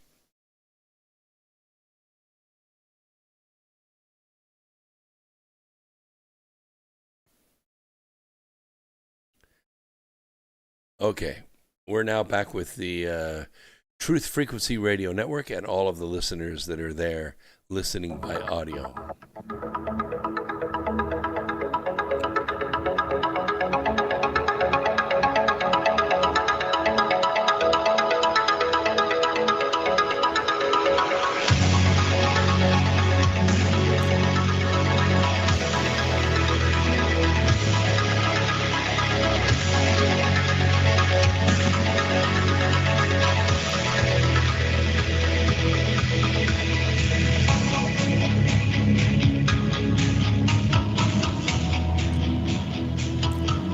All right, very important question was asked during the break by our caller in Louisville, Kentucky.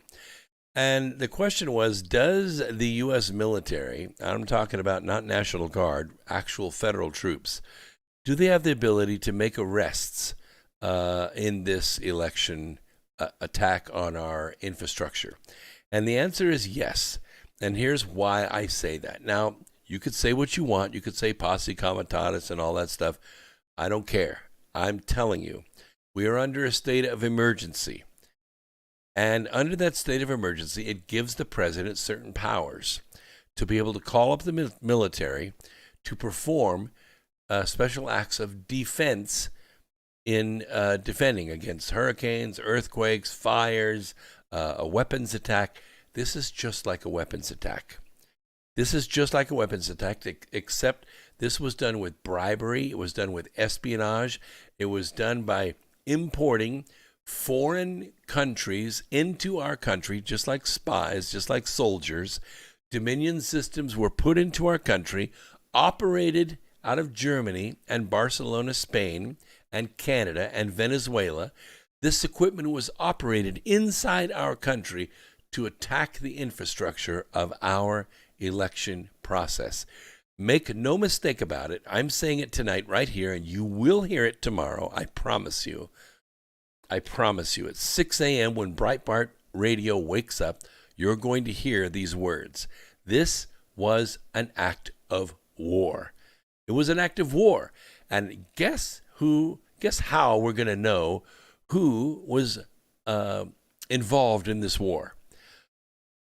How do you think we're going to know who's involved? Who is the enemy in this war against America? How do you think? Oh, you're asking me? Yeah. Well, I'll give you the answer, I guess. Partly where the servers were located outside of the country, be one guess. That would be one, but how are you going to know the people inside our country? How are you going to know they're the ones that were involved in trying to pull off this attack? Oh, you mean the people like Dominion, for instance? Well, Dominion or inside our Congress or inside the agencies, departments, bureaus, administrations.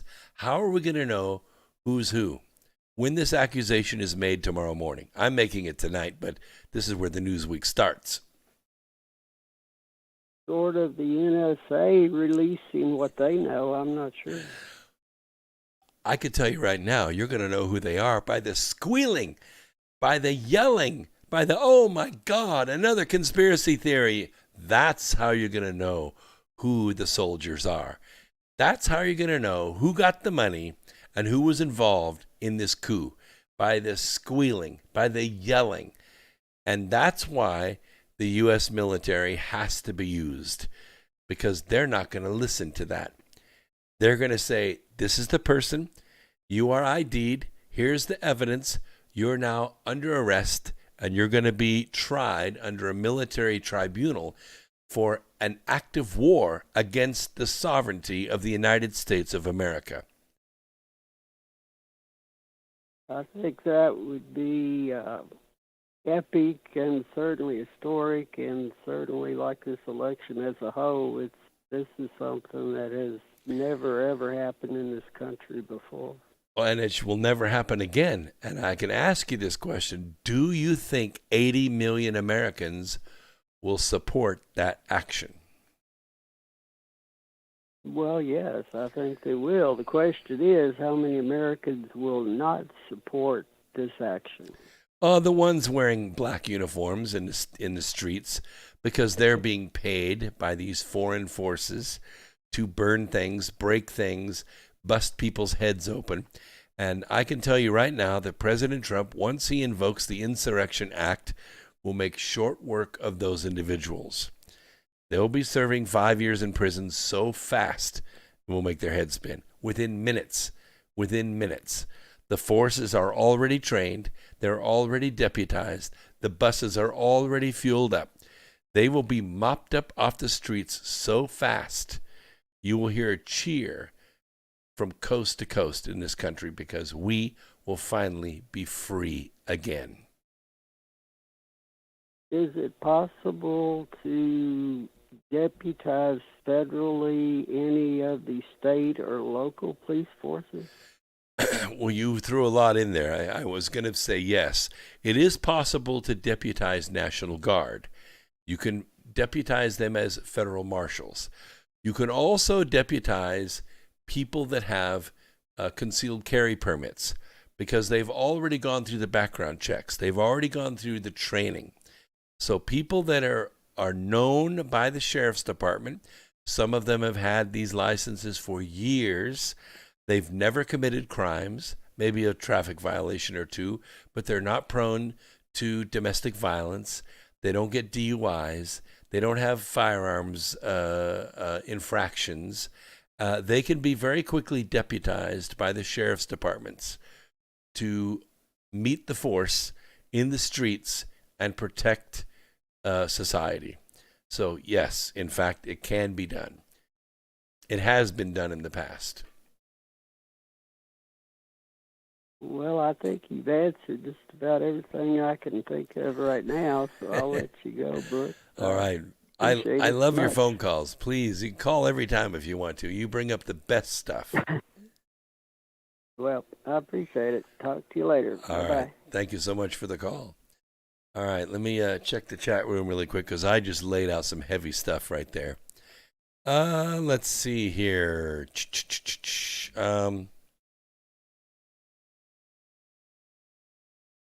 Baba Susie says, James, you will get the best news here. It's true. It's true. I'm not going to hold back anything. I'm on 6 different platforms, and if any one of the platforms say, oh, that's too heavy for us, we're not going to handle that anymore, fine. Fine. Because you know where the mainstream news is? Right here. We're not the fake stream news.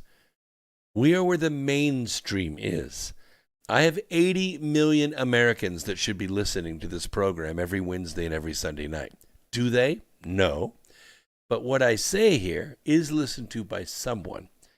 Because I can tell you, I've seen President Trump tweet out the exact words that I use here on Sunday nights. Tomorrow morning, Alex Marlowe will mirror exactly what I'm saying on certain things tonight, right here. Have I spoken to Alex on the phone? Yes, I have. Live, on the air. Same with David Webb. Same with Sean Hannity. They listen to this program. That's where they get their headlines, is right here. Because the news week doesn't start on Monday morning at 6 a.m. It starts right here on America Free Radio at 8 p.m. the night before. This is where the headlines start. You might as well come to the headwaters, my friends, because this is where it's at. All right. SSGT Patriot says exactly. It is an act of war. Treason has been committed.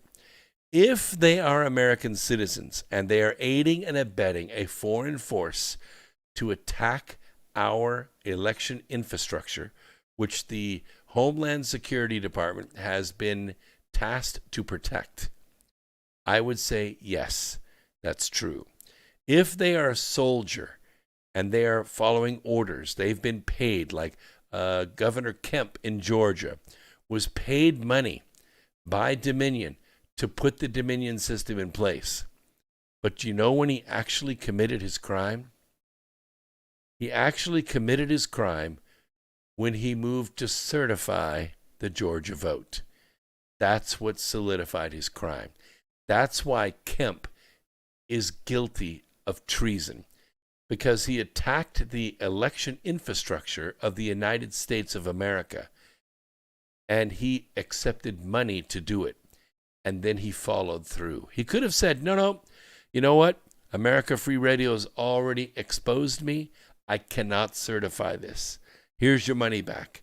Oh, they would have said, well, fine, then we'll just release all these pictures. We'll release what we have on you. Now, a good American would have said, fine, do it. I regret that I only have one life to give, etc., etc. But he didn't. He took the money. He did the job. He certified the vote. Mr. Kemp is going to prison.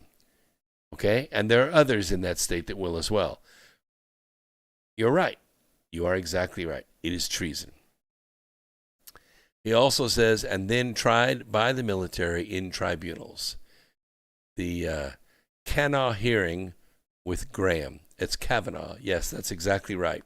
When Kavanaugh was being confirmed after we went through this crazy Christine Ballsy Ford thing where she got up and tried her CIA trickery before national media and was finally exposed, I would have asked 3 questions and blown that whole damn thing out of the water. Oh, you want to know what the 3 questions that I would have asked Christine Ballsy Ford while she was on the stand? It wouldn't have anything to do with her memory. It would go like this. Miss Ford, are you aware that you have 17 GoFundMe accounts? Yes or no? Because they're in your name. You pulled them with your identification. Are you aware, yes or no, that you have 17 GoFundMe accounts? Yes or no? The second question would be, Ms. Ford, are you aware that since your appearance here on this stage, and I'm going to call it a stage, not a hearing, on this stage, that you have received more than $1 million in donations to your 17 GoFundMe accounts? Yes or no? Because if you're not aware of it, I can sure print it out right now and show you. I have the evidence. I have the evidence from GoFundMe. It'd be much easier for you to tell me. You've been checking it on your phone during the break. How much is it over $1 million have you received? Yes or no? And the third question would be, Miss Ford, look around this room here. It's not a big room. We have a number of people in here. Many of them are nationally recognized faces. Is anyone in this room a donor to your GoFundMe accounts? Yes or no? Because I can tell you right now, I already know. I know all the answers to the questions I'm asking, but I'm asking you today, is anybody in this room a donor to your GoFundMe account? And that would be it, friends. Over. Done. Why? Because there's a conflict of interest. And then Lindsey Graham had a strange line of questioning.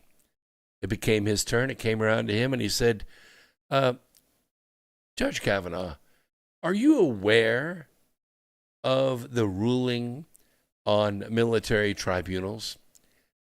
Yes, Senator, I am. Do you think, in your opinion, is it legal to arrest a United States citizen using federal troops and try them under a military tribunal? Yes, it is legal. It has been done before. It has already been ruled on. It is legal for military to arrest American citizens on American soil and try them in a military tribunal. And Justice or Judge Kavanaugh, in the sentencing of individuals under a military tribunal, can they be executed under a military tribunal? American citizens arrested on American soil? Yes. Yes, Senator, they can. Now, it was interesting, that line of questioning, because now it's entered into the record, entered into my brain, and now I'm sharing it with you. So you are exactly correct. Exactly correct. SSGT Patriot. They can be arrested, they can be tried, they can be convicted, and they most certainly can be sentenced under a military tribunal. American citizens on American soil. And that's why we follow through with that. So let's see here what else we got. He goes on, by the Constitution, a concealed carry is a violation of the Constitution and the Second Amendment. I think I know where you're going with that. The requirement to get a permit from the Sheriff's Department to conceal and carry is a violation of the Constitution because it infringes upon the right to carry a firearm. But in a civil society, we need to make rules so that people can be licensed or can be, shall we say, vouched for by law enforcement. That way, and this is where it gets kind of sticky, Patriot, that way, if you're pulled over by a policeman, now I am required by law when I'm pulled over by a policeman, hasn't happened in a long time, but if I'm pulled over by a policeman in the state of North Carolina, I know he's going to see that I have a concealed carry. As soon as he pulls my plate, he's going to see it. So when I'm pulled over in the state of North Carolina, I have to produce my license and my concealed carry. And I'm going to have my sleeves pulled up like this, and I'm going to have my window rolled all the way down and my light on and my hands on the windowsill where he can see both my hands when he walks up.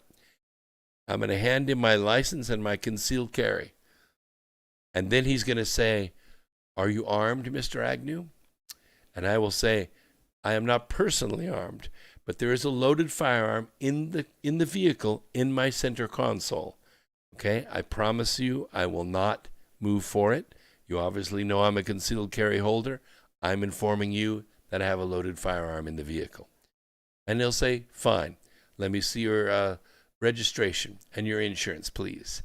And I'll say, "It is in my glove box over on the passenger side. So what I'm going to do here is I'm going to lift my console up to where it's locked in the rear position. The firearm will be inside this back panel, and I can't even reach it. It'll be in the back seat. And then I will reach over to my glove box with one hand while keeping my other hand here on the windowsill, and I will get it for you. As long as I tell him what I'm going to do as I obey his lawful order, he's going to feel fine." Now, he's totally within his rights to say, because of his personal safety, "Would you please unload the firearm for my protection?" Maybe he could do that. "Would you show me the firearm so that I can extract it from the vehicle while we conduct our business? I'm going to check the registration of that firearm." He's perfectly willing to do that, and he could do that. I would rather not do that because I know once he gets my firearm in his possession, I'm never going to see it again because it's called civil asset forfeiture. I would rather not do that, but that's what I'm required to do by law. I don't carry an expensive gun in the truck, but I do carry a gun in the truck, and unless I'm at work, I'm armed. Not for my own protection, but for the protection of society, should I be called upon to protect someone else. So in that sense, technically speaking, the requirement to have the concealed carry permit is a violation of the Second Amendment because it infringes upon my right. I have to pay a certain amount every couple of years, or maybe it's every 5 years. I've gotten my second one now, so it's already been renewed once. But I have to pay. So in essence, it's a firearm tax to have. Now,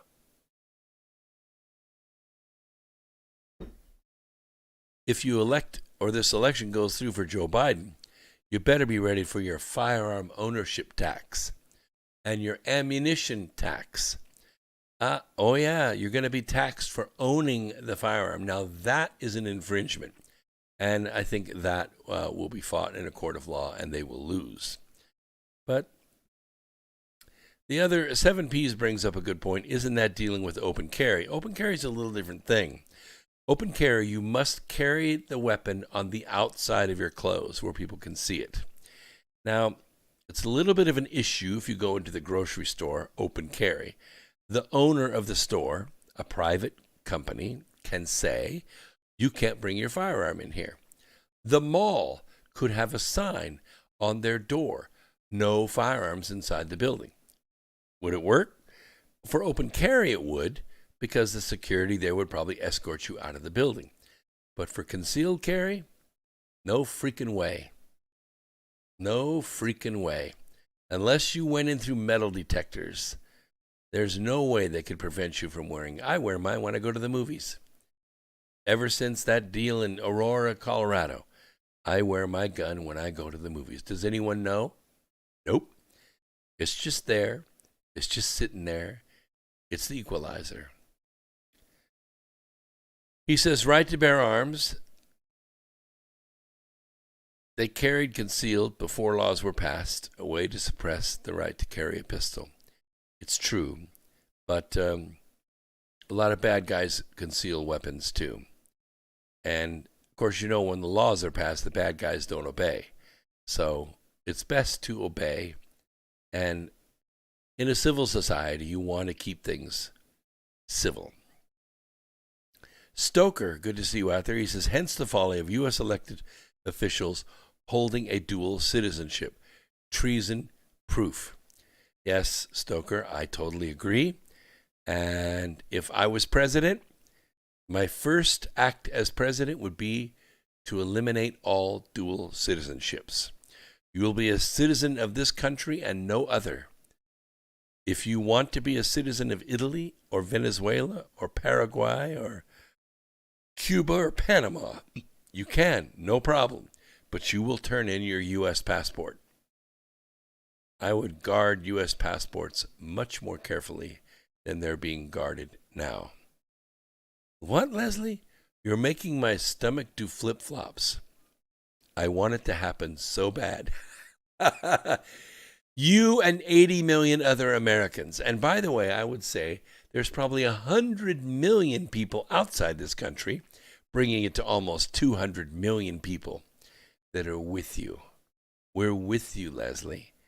We want these bad guys out of our country.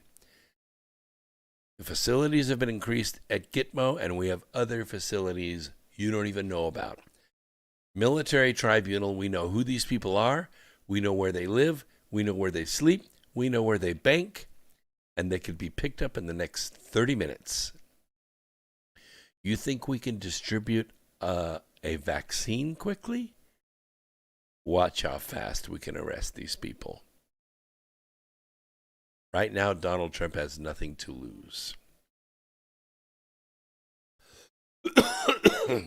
Yes, I know you're all for this. I'm totally with this. That's maybe going a little bit too far, Patriot. And taxes are unconstitutional. I don't think taxes are, but the way they're collecting them is unconstitutional. I don't think that the 16th Amendment should stand. If I was leading the charge, I would eliminate the 16th Amendment. No more taxes on income. Government has no right to know what we make, interest, wages, or otherwise. We should be able to make as much money as we want to make doing whatever it is we do for a living. But when we spend our money, that's a little bit different. The Constitution does grant the central government a way to pay for itself by collecting taxes. But it collects taxes on tariffs, on sales. So rich people spend more than poor people, so therefore they would pay more taxes, yes? They buy more cars, they buy more TVs, they buy more toys, and so they would pay more tax. Poor people don't spend very much money, and so they would pay less taxes. Makes total sense, doesn't it?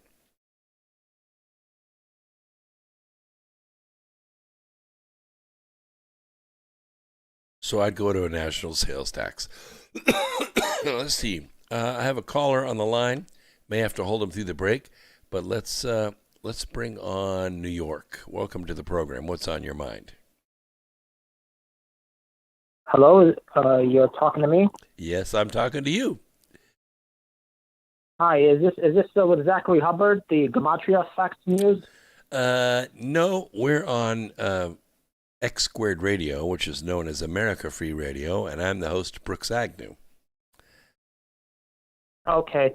May I share something regarding what Zachary Hubbard explained in the YouTube video? If it pertains to what we're talking about tonight, sure. So he said the coronavirus, the code of it is called COVID-19 because every 19 years is a pandemic. So 2020 minus 19 years is 2001, which was 9/11.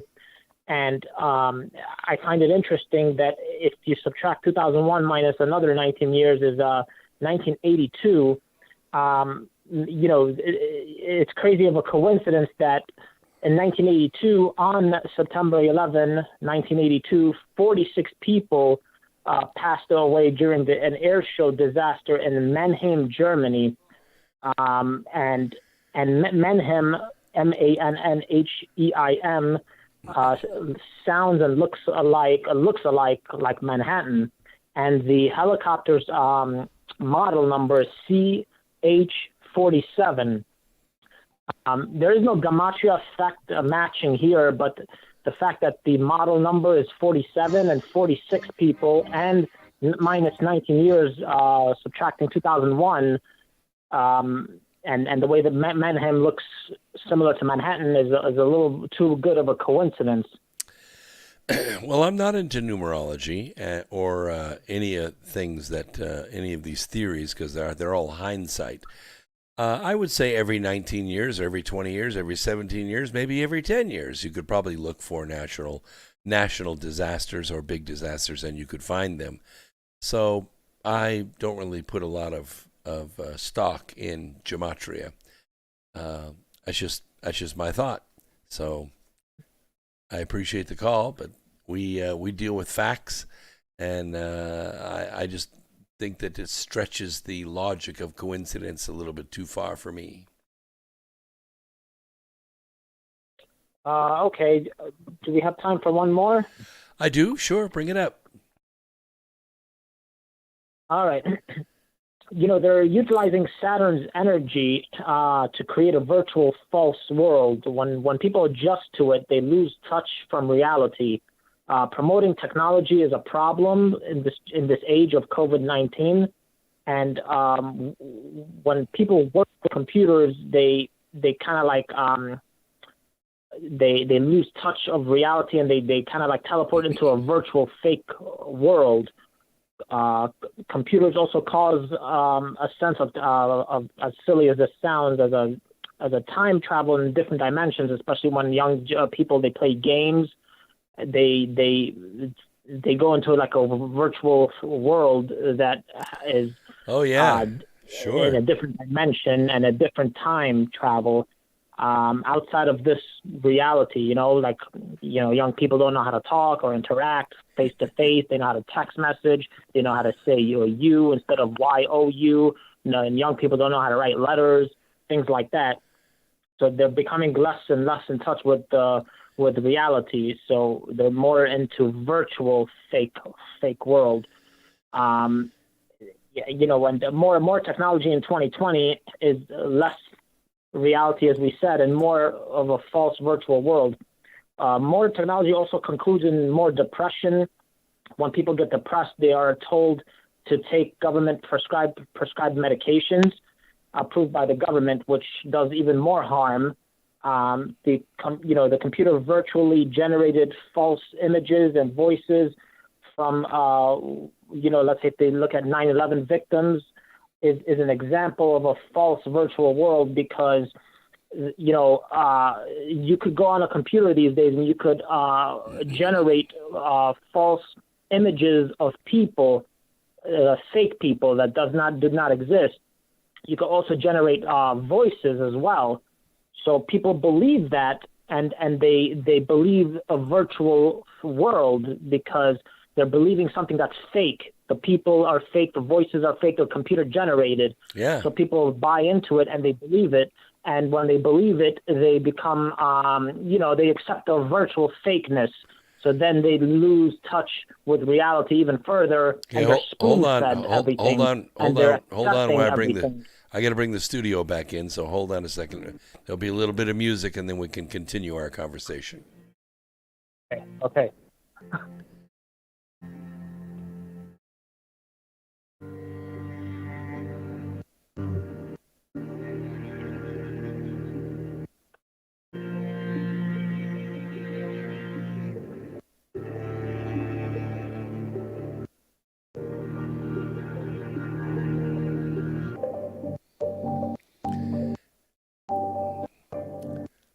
Okay, let's continue. I agree with you in this, in the sense that since 1996, when the internet started getting fast enough where people could actually, interact with it in real time. The human society did begin to change, and it changed rather rapidly. Not just the business side of it, but also the neural network that is humanity began to change. Our ability to transfer ideas around the country between different languages shrunk our world and connected a lot of consciousnesses that would never have been connected before. And now the kids of that generation are growing up, and some of them are, in their 30s now. The way that they approach reality is different than the previous generation. I'm kind of reminded of the movie, the movie Wall-E. You remember the movie Wall-E? It was an animated movie, and it was people that had kind of gotten on this space-going arc, and they left the Earth. And generation after generation after generation, they lived out there on some artificial gravity. And they became so fat and so unable to grapple with reality that they became totally group think. Everything was group think. And then when they were brought back to Earth, because a plant was discovered, they had to start all over again without technology. I'd like to see the sequel to Wall-E. But I think we're not there yet. They're weak. Yeah. Yeah, they did. A lot of kids these days in their 20s and in their late teens, they're watching too much SpongeBob SquarePants and all these BS movies, cartoon movies that are very fake. They're very virtual. And in 2020, now it's promoting more computers, so they're taking one step back and another step back, and they're losing touch with reality. Some of the young generation don't even know how to write a letter with a regular pen. They don't know how to interact with people interaction, or like I said earlier, Y-O-U, they spell it you. So you are, how are you? Something like that, instead of spelling it normally. How are you? You know what's worse? Question mark. Poor grammar, poor spelling. I talked to a person the other day who said they don't think they can remember how to do long division on a piece of paper. They haven't done it in so long. They've used the calculator or their phone. Yeah, it's terrible. In 2020, it's terrible. Like I said, also 19 years prior, and even today, when you go to the 9/11 Memorial website, those are fake pictures. I could go to a website that Zachary Hubbard had, and I could hit F5, refresh, and I could generate fake images that are not real people. I could also generate voices. We are in trouble. We're in trouble. Those are fake voices. Those are computer generated. But people believe it, and they have emotions with it. So they're accepting it, and they're buying it. So they're falling more and more into this virtual fake world. And this is a problem because, sooner or later, this is a huge problem. People are going to ask themselves, the kids today, when they grow up, they're going to ask themselves, what is reality? When the government spoon feeds them anything, they'll buy it without a second thought because they can't distinguish between red and blue, black and white, up and down. They can't distinguish. So the government puts something in their heads and they will just accept it easily. This is a problem. I'm not a conspiracy theorist, but this is going down the agenda with the young generation. Well, you kind of put those two words together, conspiracy theorist. It was actually done during the days of Kennedy's assassination. But think about it for a second. What's a conspiracy? A conspiracy is when more than one person conspire to do something or to put an idea or to commit a crime. And a theory is what happens after experimentation is done and facts are gathered. Those facts are weighed and they're found to be valid. Then you create a theory. You start out with a hypothesis. If they really wanted to have made it accurate, they would have called it a conspiracy hypothesis. But they didn't. They called it a conspiracy theory. So I have a theory that there was a conspiracy, damn it, and we need to find out who was behind it. Two different things, right. Also, I was reading William Cooper, Behold a Pale Horse. In 1991, it was published, this book. And this book gave me goosebumps in the beginning, and he predicted so much things that 10 years later, in 2001, actually did happen, including 9/11. And 2 months later, November 2001, they killed him. So bingo, something is up. Also, Stanley Kubrick, Eyes Wide Shut, 1999, with Tom Cruise and Nicole Kidman. When, Nicole Kidman's eyes, Alice Hartford, her eyes are open. She knows what's going on. But Bill Hartford, played by Tom Cruise, his eyes are closed. His eyes are wide shut. So he doesn't know what's going on. His wife knows what's going on. The people around him know what's going on. They're the ones that are setting up the world, the people around him. Right. And he eventually, long story short, he goes into the underworld. He says Fidelio, the password. He gets in because of Nick Nightingale, his friend who plays the piano blindfolded. He goes in, and then he sees the ritual with the red cloak. And then there's an orgy scene and things like that. Then he gets exposed, etc. Then his eyes become open slightly. Alice is in Wonderland. Bill Hartford is Bill because he's only about money. That's why they call him Bill Hartford. So it's very interesting. And then Stanley Kubrick died in March 1999 before it was released, the movie Eyes Wide Shut. So this is also telling you something. That's red flag. And if you do the subtraction, March, whatever it is, 1999 to January 1st, 2001 is 666 days. So I'm not crazy, but I'm not crazy. That sounds pretty something crazy. is going on here. Well, I mean, the masters of the universe right now, these are part of the global media empire. They are deciding what our reality is. Look what they've done. They've crowned Joe Biden king, right? Twitter is transferring the control of @POTUS, @POTUS, the official account of the President of the United States. They're transferring it to Joe Biden on January 20th, regardless of whether President Donald Trump concedes the election. This is terrible. I want to be very neutral when I say this. I want to be very sensitive and neutral to all our listeners right now. I'm very neutral, but I feel like if Joe Biden actually does proceed with this, it will be chaos. I'm speaking neutral, but I feel like under Trump, I might be a little more secure because, this country has a lot of stuff going on. In a nutshell, I want to say that if Trump actually does get a second term, would be a little better, in my opinion, because he leans a little bit towards the Constitution, even though the Constitution is dead. He leans toward our veterans. He kind of upholds the laws a little better. Also immigrants, they need a valid visa. You can't just get immigrants with families and stuff like that, You need a valid visa. Like any other country in the world, like the United States of America, you need a valid visa to enter the country legally. And he's about to end. You cannot just put your children and say, "Oh, keep our families together." No, you need a visa. You need a valid visa. We're not gonna fall for SpongeBob SquarePants emotions. You need a valid visa. And he's getting ready to end. But I feel like Trump, if he stays in, would be better than Joe Biden. Go ahead. He's getting ready to terminate birthright citizenship. So you can't just simply be born here of foreign citizens who are you remember Kamala Harris was the daughter of a Jamaican and an Indian, both of whom were subject to the laws of their own countries, which is the requirement in the Constitution. They have a baby in the United States, and all of a sudden Kamala Harris is a citizen? No. That's not what the Constitution says. That's terrible. Kamala Harris is not eligible. I want to be neutral with this.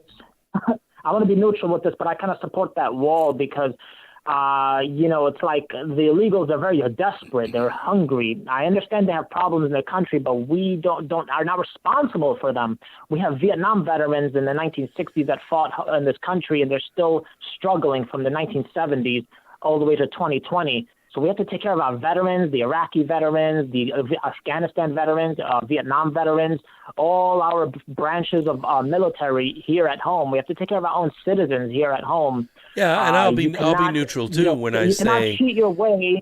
You cannot cheat your way when you're like 2 seconds away from giving birth, and all of a sudden, you have rights now, and the illegals raise their heads there are up companies too that high sell those services. Because their child is born here. That's not right for us. There are companies that sell those services. They're birthright tourism. They bring Chinese nationals over who are pregnant with 6 months visas, and they're 4 months pregnant, and they have their baby here, so their Chinese child is now a citizen. And that's how they work the system. They know how to do it. Now, I don't think anything can be done with the existing illegal population in the United States until after the wall is finished. When the wall is finished, then you can go to DACA. Then you can go to the illegals who are law-abiding people inside this country, and you can put them on a pathway to a green card and allow them to get a bank account and become a meaningful legal resident in the United States. Can they become citizens? No. Can their children become citizens? Yes. That's the way it works. Can we take more people in our country? Hell yes, we can take more people in our country. But we can't take wave after wave after wave of illegals who promise to vote Democrat. We can't do that.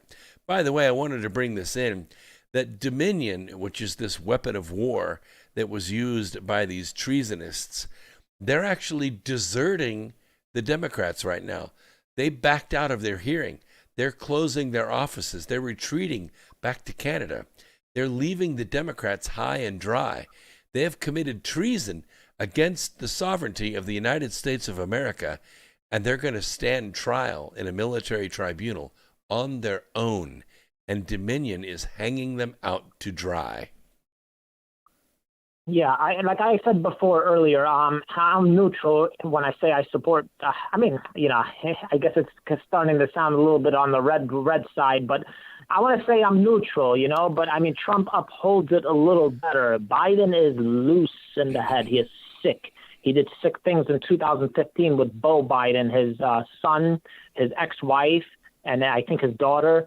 He is sick to the head. This guy should not be anywhere near our government. He needs to be restricted. And it's interesting how the Democrats they don't talk crap about him. But before Trump was inaugurated, they used to say all these things.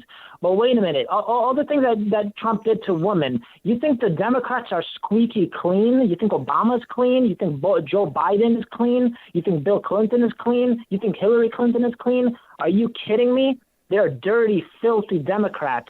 But with Trump, they magnified it way more than what it was. And look what they did. Made him look bad because. And look what they did. They investigated him with the best intelligence community the world has ever known for 4 years, and they found nothing. Let's see what this with Hillary Clinton with her dirtiness in 2011 with Libya with Muammar Gaddafi when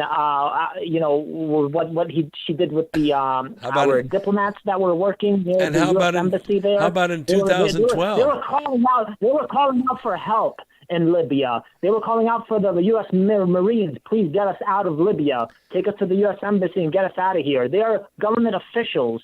She did something. I don't know what she did, but they died. They perished in Libya. The American government officials in 2011, 2012. It was September 11th, 2012. They were killed. Yeah. Yes. What's his name? The diplomat. Ambassador Stevens, Chris Stevens. Yeah, it sounds familiar. Yeah. They had him on the stretcher. He was no longer with us. But yeah, thanks to the Democrats, the militia in Libya, they raided his place, the only shelter he had when he was calling out for help, and they opened fire with their AK-47, so they took his life. Well, before thanks to the dirty Democrats. That's not how he died, but I'll explain that in a second. Before he got there, the Navy SEALs that were operating out of that consulate requested 600 times. They requested for additional security at that embassy, and they did not get it. Chris Stevens got there the night before, and the next day they attacked and killed him. But they didn't shoot him. They raped him to death. Oh yeah, with the stick. They put a stick on his genitals. I remember that. Well, now when he was dragged out, they kind of humiliated him, and then they embarrassed him and things like that. That was the Arab way of shaming him. Yes, exactly. And they were taking it out on Hillary because she assassinated their president, and she was systematically stealing the weapons, the missiles, rockets, and grenades, putting them on ships and moving them to Syria. We've covered that many times on this program. Another thing with the dirty Democrats, we want to get back on that, is that they also supported the Free Syrian Army, which their purpose is to overthrow the Bashar Assad's Syrian government and to create more chaos in that region as well. Because in 2011 was hell in Syria. And, thanks to I want to speak neutral, but thanks to the Russians, they supported Bashar Assad against the FSA. But the dirty Democrats, which are not squeaky clean, they did a lot more damage than Donald Trump with the woman, Well, they had a massive drug dealing operation operating out of Syria, and Bashar al-Assad was crushing it. He wanted to end it. So that was part of it. The other part of it was the gas pipeline. And I'll tell you, when it came to an end is when Donald Trump decided to move the U.S. troops a little bit down the road and expose the ISIS fighters that were holed up near the border. They knew what was going to happen. Turkey was going to cross the border with the refugees. They were all going to come back to Syria, and they were going to be exposed. So what happened is Nancy Pelosi and Adam Schiff panicked, and they made several requests to make a trip to Jordan. Finally, their request was granted. So they flew over to Jordan, met with King Hussein, and they demanded that he openly demand that President Trump put those troops back in place along the border. Well, King Hussein said, no, I'm not going to do that. I'm not going to do that at all. I support what he's doing. So they panicked, and they made their contact with their courier. And their courier ran up to Syria and met with al-Baghdadi. And when they did, that courier was followed, and al-Baghdadi was assassinated. And it's interesting also how the dirty Barack Hussein Obama, he released all the prisoners from Guantanamo Bay, Cuba, and one of them was al-Baghdadi, who was under U.S. custody. They should have took him out. The U.S. troops should have took him out immediately before they released him. And the stupid Democrats fund the ISIS fighters, and they create chaos and in the Middle East. Well, you know why that they impeached him. They rushed the impeachment because that Sunday morning, President Trump made the announcement and the follow-up about killing al-Baghdadi on Saturday. And on Sunday, he said, oh, by the way, we retrieved a ton of good intel from that compound. That's the next day is when they filed for impeachment. They wanted him out of office because with that information, it led right back to Nancy Pelosi, Adam Schiff, and the Democrats. Listen, I really appreciate the call. Go ahead. I appreciate the call so much. I only have 8 minutes left, and I got something I need to cover. But you're welcome to call back anytime. We're live here 3 hours every Wednesday and every Sunday night at 8 o'clock. I really enjoyed speaking with you. Okay, same here. But I have one more thought. Should I call back? Well, I'm going to be off the air until Wednesday in 7 minutes. Okay, all right. All right, you're a smart guy. I need you to call back again. You got some good ideas. Thank you. Thank you very much for the call. You know, I need to get this out there because they're going to cover it tomorrow morning, and I want to be getting it out there so you understand this. That a foreign nation would dare to pay money in order to rig or steal a U.S. presidential election is a cause for war. You make no mistake about this. China appears to have tried to steal our freedom by stealing our elections. So war is justified.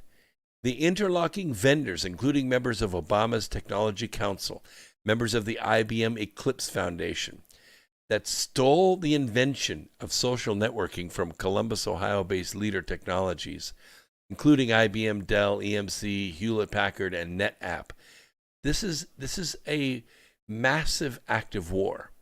And the governor of Georgia sharply criticized the failure of some county clerks after an audit of ballots found thousands that went uncounted.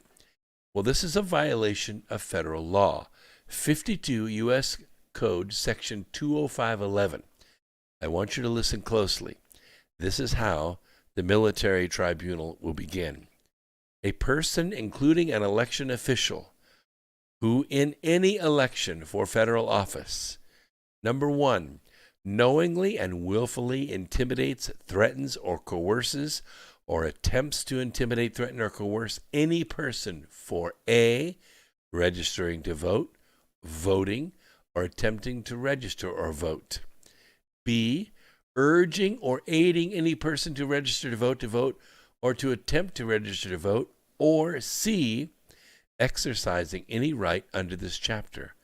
Or, and this is number 2, knowingly and willfully deprives, defrauds, or attempts to deprive or defraud the residents of a state of a fair and impartially conducted election process by, and listen closely, A, the procurement or submission of voter registration applications that are known by the person to be materially false, fictitious, or fraudulent under the laws of the state in which the election is held. Or B, the procurement, the casting, or tabulation of ballots that are known by the person to be materially false, fictitious, or fraudulent under the laws of the state in which the election is held, shall be fined in accordance with Title 18, which fines shall be paid into the general fund of the Treasury, miscellaneous receipts, notwithstanding any other law, or imprisoned not more than 5 years, or both. It is important for Georgians to know that the vast majority of local election workers did their job well under unprecedented circumstances. And I thank them for their service, the governor said. However, it is quite honestly hard to believe that during the audit, thousands of uncounted ballots were found weeks after a razor-thin outcome in a presidential election. This is simply unacceptable. I have heard directly from countless Georgians they expect better and they deserve better. Well, he only said this after he realized he was in violation of the executive order. He's going down, as well as others in his government. This audit that is about to take place tomorrow morning, these lawsuits that are about to be filed tomorrow morning, are going to expose an act of war against the sovereignty of the United States of America by attacking our election infrastructure. Forget about fraud. Forget about widespread fraud. Forget about systemic fraud. This is an act of war. This is not a violation of law. It is a violation of the powers of war. Now, President Trump has already put us in a state of emergency. He doesn't have to declare war against these individuals. He can bring in federal troops, special operations troops. He can deputize National Guard, and he can arrest them all tomorrow if he wanted to. And he has nothing to lose, nothing at all to lose.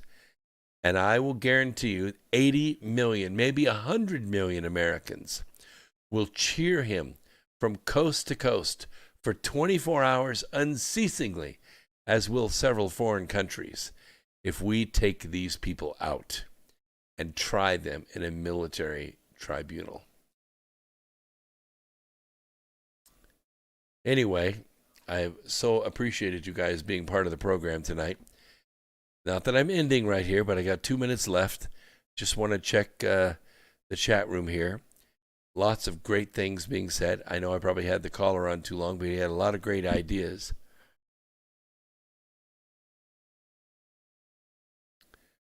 Right. I want you guys to take some precautionary measures this week because it's a smart thing to do. Top off your tank at all times during this week. If you take a trip, fill it back up again. Make sure you have a few $100s in cash on hand, okay? If you don't have any silver, it's too late now. It'll take too long to get delivered. Just hold on to the cash. Don't panic. Stay close to home. If you don't live at home, make sure you have an evacuation plan because things are going to get hairy this week. When these lawsuits are filed tomorrow morning, it's going to shake the pillars of hell, and all hell may break loose. If you live in a big city, expect Antifa to be hitting the streets. They're going to be armed with guns, with knives, with shields, helmets, and clubs. I caution you, don't confront them. They will be dealt with militarily. You don't have to worry about that. Don't confront them. Go out and look for the good in everyone. Help it to grow a little bit every day. Have hope. Have love. Don't have fear. Remember, where we go one, we go all. Now go and do. And remember, we're in this together.